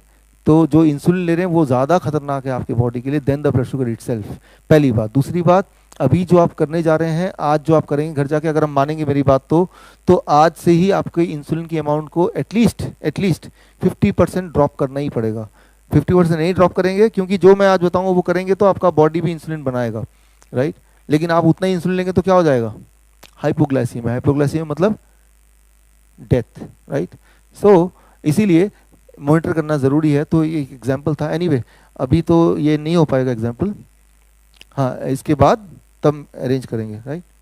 Okay, thank you. तो ये जो एक ड्रॉप से ब्लड शुगर चेक करना और उससे तय कर लेना हमारी मेडिसिन क्या होगी, ये एक डेंजरस बात है। पहली बात तो ये कि मेडिसिन के चक्कर से, इंसुलिन के चक्कर से बचिए, और बचने के तरीके अभी आप जान लीजिए, और जानने से पहले एक दो स्लाइड और, ताकि आप कॉन्फिडेंस से जानें। वो ये कि सुबह का जो ब्लड शुगर है वो ज़्यादा अगर रहता है तो वो कोई बीमारी नहीं है, वो ब्रेन का डिसीजन है कि आपका ब्लड शुगर ज़्यादा दें ताकि आप अपने काम कर पाएँ पूरी तरह से शुगर यूज़ करके, जब तक कि आप ब्रेकफास्ट नहीं कर लेते, which is called as dawn phenomena. इसका नाम है डॉन फिनोमिना। ये 2005 की बात है। उससे पहले लगता था कि सुबह का कम होना चाहिए, रात का। लॉजिकली ऐसे ही है, बट हमारा ब्रेन के अंदर बहुत सारी ऐसी चीज़ें जो इंसान को पता नहीं है, वो धीरे धीरे पता चल रही हैं, राइट। लेकिन जब पता चल रही है तो ये क्लैरिफिकेशन एक आम आदमी को या एक आम डॉक्टर के पास नहीं होगी। आम डॉक्टर जो है वो मेडिकल जर्नल पढ़ेगा नहीं, आम आदमी मेडिकल जर्नल पढ़ेगा नहीं, वो यही मानता रहेगा कि मेरी सुबह की शुगर ज़्यादा है तो मैं बीमार हूँ, वो 100 से नीचे है तो ही ठीक है। जबकि ये नियम नहीं है। शुगर सुबह का ज़्यादा हो सकता है, आधी दुनिया का ज़्यादा होता है। मैं पेशेंट की बात नहीं कर रहा, हेल्दी लोगों की बात कर रहा हूँ, राइट। पेशेंट हो या हेल्दी लोग हो, राइट, आधे ज़्यादा लोगों का। आपके परिवार में मान लो 10 लोग हैं, 10 लोग सुबह का शुगर और रात का शुगर मेंटेन, एक बार चेक कीजिए, 5 लोगों का सुबह का शुगर ज़्यादा मिलेगा इन कंपैरिजन टू रात वाले का। नहीं, रात का हो सकता है, नहीं सुबह का, ऐसा नहीं कि सबका ज़्यादा ही मिलेगा। हाँ, नॉर्मल मानेंगे, नॉर्मल है आपका 146 नॉर्मल है। अच्छा, कितना को एबनॉर्मल मानेंगे वो मैं अभी बताऊंगा, कितना होने से ज़्यादा माने वो अभी बताऊंगा, राइट। फिलहाल ये नॉर्मल है, राइट। सो अब देखिए, ये जो फैलाई हुई बात है कि सुबह का शुगर कम होना चाहिए, ये सारा कुछ इंडिया में जो फॉलो होता है वो है एडीए। एडीए का फुल फॉर्म पता है आपको? American diabetes association. और अमेरिकन डायबिटीज एसोसिएशन कौन है? अगर आप उनके वेबसाइट में जाके देखेंगे तो they are funded by these companies. ये कंपनी कौन है? ये कंपनी वही है जो डायबिटीज की दवाइयाँ बनाते हैं। तो उनका एक ही गोल है, पूरी दुनिया को डायबिटीज पेशेंट में कन्वर्ट करते हैं, ओनली वन गोल, राइट। तो अगर आपको ये यकीन नहीं होता तो एक काम कीजिए, आप एडीए ने कुछ समय पहले एक किताब लॉन्च किया कि डायबिटीज पेशेंट को कैसे खाना खाना चाहिए, खास तौर पे जब वो बाहर जाएं। तो वो किताब amazon.com में मिलेगी, एडीए के अपने वेबसाइट में मिलेगी, कई जगह मिलेगी। वो किताब मैंने खरीदी है। वो किताब का पहला पन्ना ये है कि हेल्दी फास्ट फूड ईटिंग, क्या क्या खाना चाहिए। पहले पन्ने को जब खोलेंगे तो उसमें आ जाएगा एक डायबिटीज के पेशेंट को यहाँ से खाना चाहिए, बास्किन रॉबिन से खाना चाहिए, बर्गर किंग से खाना चाहिए, डोमिनोज पिज्जा से खाना चाहिए, केएफसी से खाना चाहिए और मैकडोनल्ड पे जाना चाहिए, राइट। और अब आप अंदर के चैप्टर खोलेंगे तो मैकडोनल्ड जाएंगे तो कौन कौन सी चीजें मिलती हैं, डिशेस मिलती हैं, और सुबह कौन सी मिलती है, शाम को कौन सी मिलती है। Unbelievable, unbelievable. आप यकीन नहीं होगा, आपको खरीदने की भी जरूरत नहीं है, क्योंकि amazon.com में जब किताब देखते हैं तो पहले कुछ पन्ने तो फ्री में भी पढ़ सकते हैं कि नहीं, राइट। तो आप देख लेंगे। तो जरा सोचिए कि अमेरिकन डायबिटीज एसोसिएशन जो इस तरह की किताब निकालती है तो उनका इंटेंशन क्या हो सकता है, ये तो क्लियर है ही, राइट। और इंडियन मेडिकल एसोसिएशन की जो बॉडी है दैट इज दे कंट्रोल कि भाई डॉक्टर्स को प्रिस्क्रिप्शन कैसे देना है, क्या करना है, राइट। तो डॉक्टर की अपनी गलती नहीं है, but they are controlled by somebody else, Indian Medical Association, and they are controlled by ADA, right. So इस तरह से है, तो शुरुआत ही गलत है ना। अब करना क्या है, आपका जो सवाल है कितना नॉर्मल कितना एबनॉर्मल होता है, ये इसका जवाब जानने के लिए मैंने पिछले 50 साल में जितने सारे मेडिकल ट्रायल हुए, इसको जानने के लिए वो सारे ट्रायल इकट्ठे कर लिए और वो मैंने एक स्लाइड में लगा दिया ताकि आप देख के खुद ही जज करें। वो स्लाइड ये रहा, 1985, 1993, 1994, 1999 Egyptian trial, 1999 Pima Indian trial, 1999 Kiribati trial, 1993। ये सारे ट्रायल की मैंने लिस्टिंग कर दिया और उन ट्रायल के मुताबिक कितने शुगर को हाई शुगर माना जाए वो इस तरफ डाल दिया। किसी ने बोला 231, किसी ने बोला 228, किसी ने बोला 268, किसी ने बोला 252, ये भी कर दिया, राइट। सो जिनको अगर ये स्लाइड चाहिए या इनके और डिटेल में जाना तो वो मेल पे वो अपना मेल आईडी देके लिख सकते हैं फीडबैक फॉर्म में, I want the details of this trials, मैं आपको ईमेल कर दूंगा, राइट। तो ये सारे ट्रायल्स को पढ़ के फिर मैंने जो निकाला वो मेरे अगले पेज पे है। एक किताब निकाली, लास्ट डेज ऑफ डायबिटीज, आज से 3 साल पहले, 2.5 साल पहले। और इस किताब का कंक्लूजन एक ही वर्ड है, वो है 250। पूरे दिन भर में भूल जाइए, फास्टिंग भूल जाइए, पोस्टप्रैंडियल भूल जाइए, ओजीटीटी, लेकिन जब भी आप चेक करते हैं, सुबह चेक करते हैं, रात को चेक करते हैं, अगर 250 से कम रहता है एवरेज ब्लड शुगर बिना दवा के, बिना इंसुलिन के, तो you are not a diabetes patient. सुनने में आपको लग रहा है ये क्या, डॉक्टर 100 बोल रहे थे, 150 बोल रहे थे, आप 250 बोल रहे हैं, ये तो अलार्मिंग है, 250 हो गया तो कुछ हो जाएगा, दिमाग फट जाएगा, मतलब कुछ भी, राइट। लेकिन ये मेरे लिए बड़ा मुश्किल था ये कन्विंस करना मेरे पेशेंट्स के लिए। लेकिन पिछले 3 साल इस बुक के निकालने के बाद, आंकड़े दिखाने के बाद भी पेशेंट की दवा छूट जाती है, लेकिन जब उनका ब्लड शुगर आता है से 210 फॉर एग्जांपल, वो पैनिक हो जाते हैं। अगर वो पैनिक नहीं भी होते हैं, उनका डॉक्टर पूछता है कितना ब्लड शुगर, बोलता है 210, डॉक्टर पैनिक हो जाता है, इंश्योरेंस कंपनी इंश्योरेंस नहीं करेगी, हजारों और लफड़े हैं, तो वो घूम के मेरे पास ही आते हैं कि मैं हेल्दी फील कर रहा हूँ, एनर्जेटिक फील कर रहा हूँ, लेकिन मुझे वो नंबर चाहिए जो डॉक्टर बताता है। बड़ी दिक्कत आ रही थी मेरे पास। लेकिन अब क्या हुआ, कोई एक चीज दुनिया में पहली बार डायबिटीज के पेशेंट के लिए कोई चीज अच्छी हुई है, वो है 6 मार्च। 6 मार्च इस साल एसीपी गाइडलाइन, डायबिटीज गाइडलाइन बदल गए और पहली बार दुनिया में मेडिकल इंस्टीट्यूशन ने यह माना कि अगर बिना दवा के आपकी ब्लड शुगर 250 से नीचे आती है तो वो नॉर्मल है, राइट, नॉर्मल है, पहली बार, राइट। तो ये पूरे जो एसीपी गाइडलाइन कहते हैं, American College of Professional doctors का जो कॉलेज है, right, which is the highest authority of diabetes, ADA, IMA, इन सबसे भी बड़ी बॉडी है। तो उन्होंने ये गाइडलाइन निकाला, राइट। लेकिन ये गाइडलाइन जो निकाला, क्या आपका डॉक्टर आपको बताएगा? अगर बताए तो क्या होगा, 70% जो पेशेंट है जो दवा ले रहे थे उनकी दवा एक ही दिन में बंद हो जाएगी, because the guideline are changed. तो ये गाइडलाइन आया, ये अखबार में भी एक बार आया, लेकिन इसकी इंप्लीमेंटेशन नहीं हुई। मार्च की बात है, टुडे इज जून, राइट। सो 6 मार्च की बात है, आज 21 जून हो गया, ये इंप्लीमेंट नहीं हो रहा, क्योंकि इंप्लीमेंट होते ही 70% दवाइयां जो बिक रही थी वो बिकनी बंद हो जाएंगी, बिकॉज 70% पेशेंट जो सो कॉल्ड पेशेंट, वो पेशेंट रहेंगे ही नहीं। तो इंपॉर्टेंट बात यह है कि अगर आपकी ब्लड शुगर बिना दवा के इससे नीचे रहती है तो बात खत्म, फिर तो कुछ चिंता करने की जरूरत ही नहीं, फिर तो डायबिटीज पेशेंट है ही नहीं, you are not a diabetes patient at all, तो बात यहीं पे खत्म होती है। लेकिन अगर आपकी ब्लड शुगर 250 से ऊपर होता है तो बिना दवा के, तो आप डायबिटीज पेशेंट हैं। तो उसको हाई शुगर मान सकते हैं। और ऐसा अगर लगातार रहेगा कुछ सालों तक, कुछ महीनों तक, तो आपको हार्ट की प्रॉब्लम, किडनी की प्रॉब्लम एक दो दिन में नहीं होता है, दो चार दिन में नहीं होगा, लेकिन लगातार रहेगा और महीनों महीनों रहेगा, तो जाके हार्ट की प्रॉब्लम हो सकती है, किडनी की प्रॉब्लम हो सकती है, और आंखों की प्रॉब्लम हो सकती है, एम्पुटेशन का रिस्क हो सकता है। Then you are a truly a diabetes patient. Clear है? तो यानी कि बिना कोई दवा लिए टेस्ट करना है, और अगर 250 से नीचे है तो कुछ करने की जरूरत नहीं है, आप पहले से ही ठीक है। और 250 से ऊपर है तो क्या करें? तो दवाई लें क्या? तब भी दवा नहीं लेनी है, क्योंकि दवा लेने से इन शॉर्ट आपको क्या होता है कि नंबर रीडिंग दिखा देती है, लेकिन वो शुगर कहाँ चला गया?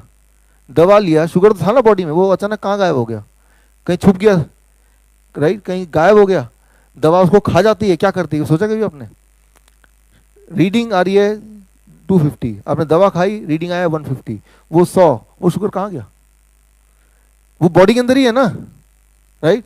बॉडी के अंदर बस उसके उठा के, यहां से उठा के उसने क्या किया? दवा ने एक जगह से उठाया, उसको एक और जगह ठूस दिया।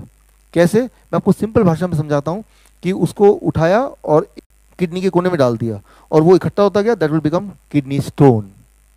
क्या आप किडनी स्टोन चाहते थे?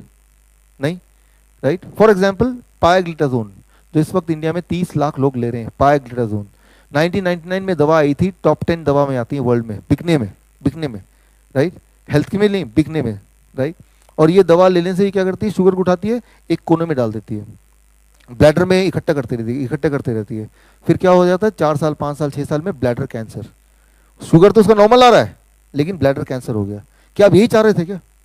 ये तो नहीं चाह रहे थे ना।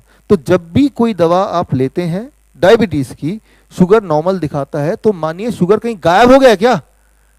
ब्लड से गायब हो गया, तभी रीडिंग कम आ रही है, लेकिन बॉडी में कहीं ना कहीं वो इकट्ठा कर रहा है, आइदर स्टोन बना के, या ट्यूमर बना के, या कैंसर बना के, या फिर वो आर्टरीज के अंदर वो उसको लॉक कर दे रहा है, जिससे वो क्लॉटिंग होगी, and that itself will cause high blood pressure, right? तो याद रखिए, जब भी दवा खाते हैं रीडिंग कम आती है, तो या इतना समझ आ गया कि ब्लड में शायद शुगर थोड़ा कम है, लेकिन वो शुगर कहीं हाइड कर दिया, थ्रो कर दिया, छुपा दिया, राइट? और जहां भी छुपाएंगे वो बॉडी में कोई ना कोई जगह है। फॉर एग्जांपल काफी सारे लोगों का क्या होता है कि उनका शुगर नॉर्मल आने लगता है, लेकिन वो शुगर ये जहां पे जॉइंट्स हैं, जॉइंट्स के बीच में जो जगह है, यहाँ पे छुपा दिया, तो जॉइंट की प्रॉब्लम होती है, अर्थराइटिस, पेनक्रियाटिस, ओटाइटिस, हजारों तरह की इन्फ्लेमेटरी डिजीज होने लगती है। तो ये तो नहीं चाहते थे इन एक्सचेंज कि डायबिटीज के बदले में कुछ और ले लो, right? That's what you didn't expect.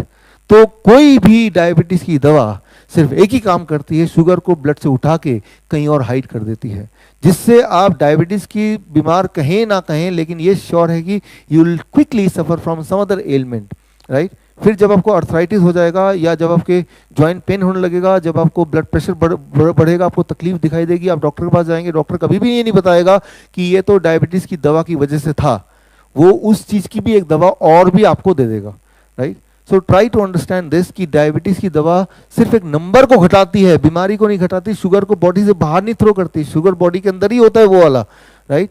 और वो शुगर बॉडी के अंदर है, वो ब्लड में है या हार्ट में है या किडनी में है, वो एक ही काम करेगा, आपको बीमार करेगा, राइट? सो इस बात को हमें अंडरस्टैंड करना होगा पूरी तरह से। वो बात, सोल्यूशन क्या है कि अगर शुगर बॉडी से किसी तरह से उतना अमाउंट ऑफ शुगर बाहर थ्रो हो जाए, दैट इज द सोल्यूशन, वो सोल्यूशन है। अच्छा, तो वो कैसे करेंगे, इस पे आते हैं। अब आज घर जाके क्या करना है, वो क्या करना है, ये सबसे इंपॉर्टेंट बात है, राइट?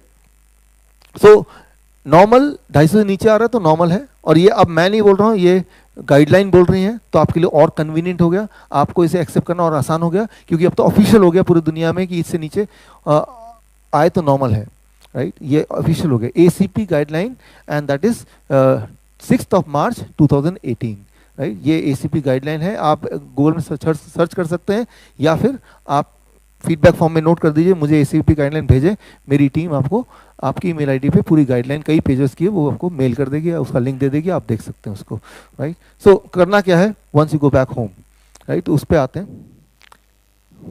देखिए, ये मैंने जिक्र किया था, इसको हटाना पड़ेगा, अंडमान निकोबार का एक सीन है छोटा सा, इसका मैंने आपको जिक्र किया था। अंडमान निकोबार, वो यहाँ पे जो लोग रहते हैं उनको क्या क्या बोलते हैं, डू यू रिमेंबर? जारावास। तो they are protected, government of India ने कुछ ऐसा कर लिया कि वो बाहर ना आ सके और मॉडर्न मैन अंदर ना जा सके, उनको आइसोलेशन में रखा गया है। That is what is done till now.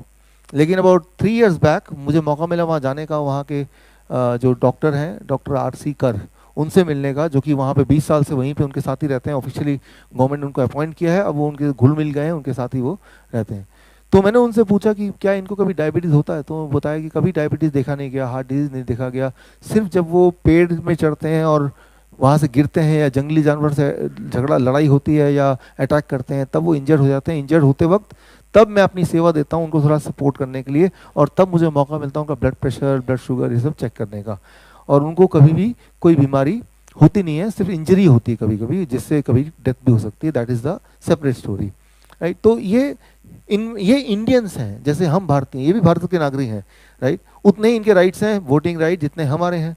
फर्क सिर्फ इतना है कि इनमें हार्ट डिजीज़ 0%, इनमें डायबिटीज़ 0%, इनमें ब्लड प्रेशर की दवा 0%, राइट। तो ये तो हुई एक तरह के लोग। कुछ साल पहले मुझे मौका मिला एक और जगह जाने का, दुनिया में सबसे ज़्यादा डायबिटीज़ पॉपुलेशन, वो है Kuwait. The most number of diabetes patient, most percentage of diabetes patient, right. So India में है करीब 10% लोग, और वहाँ है करीब 21%। तो most percentage of diabetes population, that is Kuwait. सबसे अमीर देश भी है रेजिडेंट वाइज, और सबसे डायबिटिक भी है। तो मुझे मौका मिला दोनों पॉपुलेशन को कंपेयर करने का। सबसे ज़्यादा हेल्दी जारावास, सबसे ज़्यादा बीमार कुवैत ही। तो उनको स्टडी किया मैंने, कुवैत मेडिकल एसोसिएशन से थोड़ा सपोर्ट मिला, and I came to the, ये जारावास की दिखने में दे आदिवासी।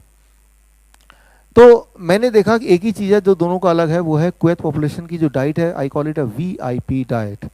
VIP आपको पता है VIP किसे बोलते हैं? VIP इंडिया में VIP कौन है?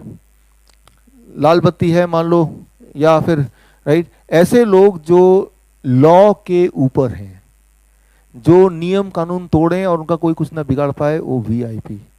रेड लाइट को क्रॉस कर रहे हैं इग्नोर करते हुए, और देखो VIP जा रहा है, क्योंकि रेड लाइट को वो क्रॉस कर सकते हैं, इग्नोर कर सकते हैं, ट्रैफिक रूल को वो तोड़ सकते हैं। ऐसे लोगों को बोलते हैं VIP, very important person, right. कुछ खाना जब आप खाते हैं, जैसे वो पेट में जाता है वो बन जाता है VIP। सारे पेट के नियम को तोड़ के सीधे ब्लड स्ट्रीम में जंप करता है, और ब्लड स्ट्रीम में जंप करते ही ब्लड शुगर बढ़ जाता है, ब्लड कोलेस्ट्रॉल बढ़ जाता है, ब्लड प्रेशर बढ़ जाता है। यानी कि बॉडी के कानून को तोड़ के कुछ फूड, कुछ तरह के खाना सीधे ब्लड में जब घुल जाते हैं, I call them VIP diet. तो इस तरह के खाने में जो भी लोग रहेंगे, वो कितने भी हेल्दी क्यों ना हो, कुछ समय के अंदर वो पेशेंट बन ही जाएंगे, वो चाहे मैं हूं या आप हैं। जारावास लोग वो जिस तरह के खाने को खाते हैं, मैंने उसको बोला है DIP, आप और हम, डिसिप्लिन एंड इंटेलिजेंट पीपल। हम ट्रैफिक रूल कैसे, हम ट्रैफिक में कैसा बिहेव करते हैं, इस तरह से। रेड लाइट है तो रुक जाते हैं, ग्रीन लाइट है तो इधर देखते हैं, इधर दूसरी दोनों तरफ देखते हैं, प्रोटेक्शन देखते हैं, लोगों की सिक्योरिटी देखते हैं, सारा कुछ देखते हुए तब हम आगे बढ़ते हैं। किसी को चोट ना पहुंचे, हमें चोट ना पहुंचे, गाड़ी ठीक रहे, हजार चीज सोचते हैं। हम हैं DIP। कुछ खाना ऐसे है कि जैसे वो पेट में जाता है, वो पेट में जाके बॉडी को आंकता है, राइट। बॉडी के ट्रैफिक के नियमों को समझता है। अगर ब्लड शुगर ऑलरेडी ज़्यादा है तो वो ब्लड में नहीं घुलेगा, वो लिवर में ही छुप जाएगा, या फिर इंटेस्टाइन में चला जाएगा, वेट कर लेगा, या फिर कोलोन से बाहर चला जाएगा। और जब ब्लड शुगर नॉर्मल हो जाएगा, नॉर्मल से कम होगा, तब भी ड्रॉप बाय ड्रॉप वो ऐड होगा। सो ब्लड होम्योस्टेसिस को डिस्टर्ब नहीं करेगा। तो कोई भी आप में से अगर दवा ले रहे हैं, कितने भी बीमार क्यों ना हो, अगर आप कुछ समय के लिए, कुछ समय मतलब 3-4 दिन के लिए भी अगर DIP खाना खाने लगे, तो आपकी ब्लड प्रेशर, आपका ब्लड शुगर, आपका कोलेस्ट्रॉल नॉर्मल हो जाएगा। कितने दिन में? 3-4 महीने नहीं बोला, 3-4 हफ्ते भी नहीं बोला, 3-4 दिन की बात कर रहा हूँ, 2-3 दिन की बात कर रहा हूँ, इतने दिन में, राइट। और आपकी मजबूरी हो जाएगी कि आपको इंसुलिन खत्म करना पड़ेगा, इंसुलिन डोसेज, आपको ब्लड प्रेशर, ब्लड शुगर की मेडिसिन, दवाइयों को फेंकना पड़ेगा, और ऐसा नहीं किया तो आप बहुत ज़्यादा बीमार हो जाएंगे उल्टा, right. So that is called DIP diet, right. So यानी कि अब DIP डाइट कैसे काम करता है कि आपका बॉडी, आपका स्टमक, राइट, जब भी खाना आता है तो स्टमक एक केमिकल प्रोड्यूस करता है, इसे कहते हैं incretin. Incretin is kind of hormone, right. और ये ट्रैफिक पुलिसमैन की तरह काम करता है, जो ट्रैफिक को कंट्रोल करता है, पूरा चीज़ को समझता है, एक ट्रैफिक को रोकता है, दूसरे ट्रैफिक रूल्स फॉलो कराता है। वैसे ही हमारे पेट के अंदर एक ट्रैफिक इंस्पेक्टर है छुपा हुआ, जिसका नाम मैंने बताया था अभी, इंक्रेटिन हार्मोन, इंक्रेटिन, राइट। और वो हार्मोन को समझता है हमारे फूड के अंदर एक ड्राइवर है, फूड का ड्राइवर, राइट। जब भी आप कोई खाना खाते हैं, वो खाने के अंदर एक ड्राइवर छुपा है। मैं आपको एग्जांपल देके दिखाता हूँ। कोई भी आप घर जाके एक्सपेरिमेंट कीजिए, कोई भी फल लीजिए, कोई भी सब्जी लीजिए ताज़ा, उसको जूस बनाइए और जूस बना के उस जूस को माइक्रोस्कोप के अंदर रखिए, और जब माइक्रोस्कोप के अंदर रखेंगे तो जो दिखेगा, what you will see is this.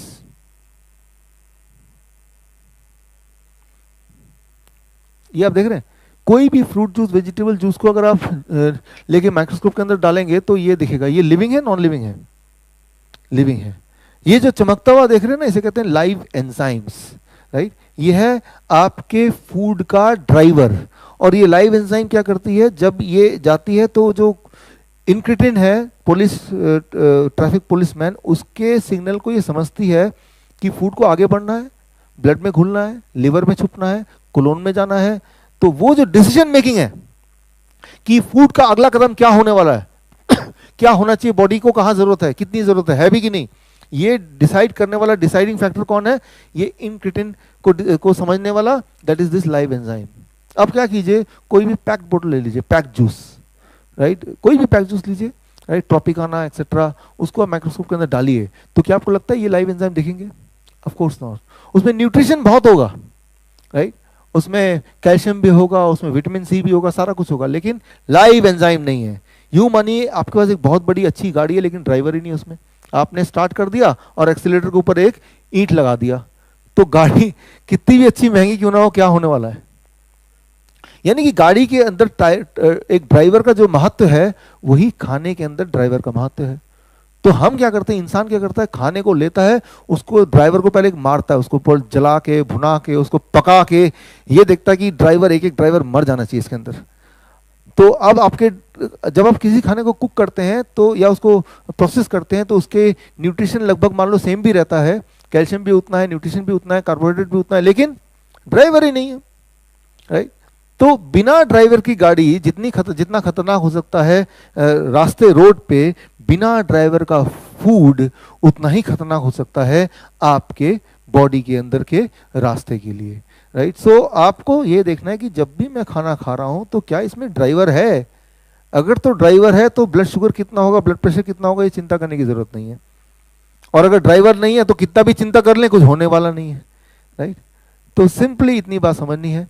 तो अब थैंक यू फ्रेंड। तो ये समझना है कि वीआईपी खाना कौन सा है, डीआईपी खाना कौन सा है, राइट। सिर्फ वो खाना जिसमें ड्राइवर है वो है डीआईपी, और वो खाना जिसमें ड्राइवर नहीं है वो है वीआईपी, राइट।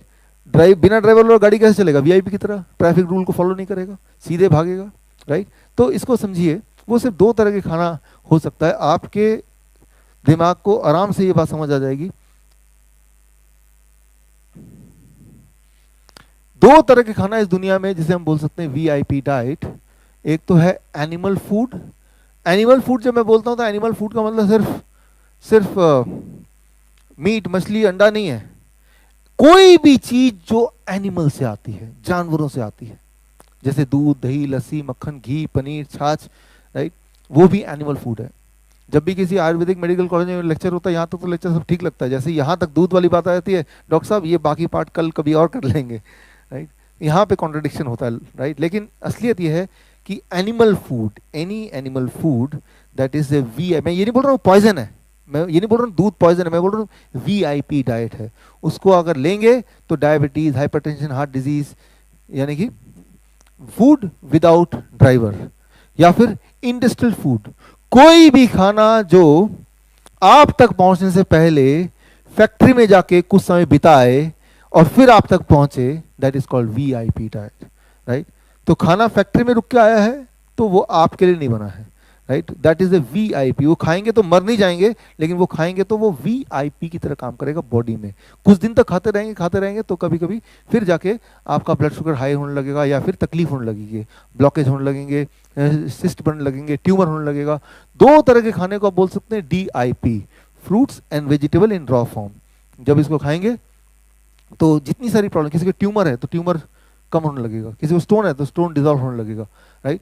ये मैं तो अपनी आंखों से देखता रहता हूँ, हजारों पेशेंट्स में हमने देखा है, कई कई देशों में देखा है। और वो कुछ दिनों में कैंसर के पेशेंट है, it takes few days, cancer cells वो मरने लगते हैं अपने आप ही।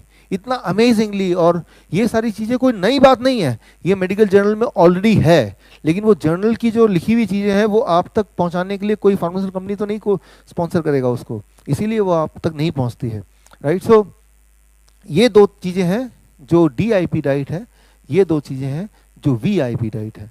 तो अब घर जाके स्टेप बाय स्टेप क्या करना है वो आप अभी देखिए, what you have to do. Cold drink VIP diet, cold drink की जगह DIP डाइट शुरू कर दीजिए। कोकोनट वाटर, नारियल पानी, दुनिया का भगवान का बनाया हुआ सबसे बढ़िया मिनरल वाटर, राइट। वो हमने कौन सी चीज को बढ़ाना है ब्लड प्रेशर के लिए? Potassium, highest quantity of potassium. Kidney patient मेरे पास आते हैं कि डॉक्टर ने मना किया कोकोनट वाटर लेने के लिए, लिख के दिया है, वो मना किया, कहीं ऐसा ना हो कि पेशेंट ठीक हो जाए। सो और अगर कोई पेशेंट है, किडनी का पेशेंट है, आप अगर कोकोनट वाटर देते हैं तो he will get cured very quickly. हमारे पास तो ऐसे हजारों पेशेंट्स हैं। तो coconut water, cold drink is a VIP diet. एक एग्जांपल दे रहा हूं आपको समझाने के लिए, 2-4 वॉलंटियर्स स्टेज पे आ जाएं। I need 2-3 volunteers to be on the stage. ये कुछ हैं जो आप या यहाँ से भी ऑडियंस आ सकती है, ये लेके आप इसको लेके थोड़ा देखिए, बांटिए अपने आप।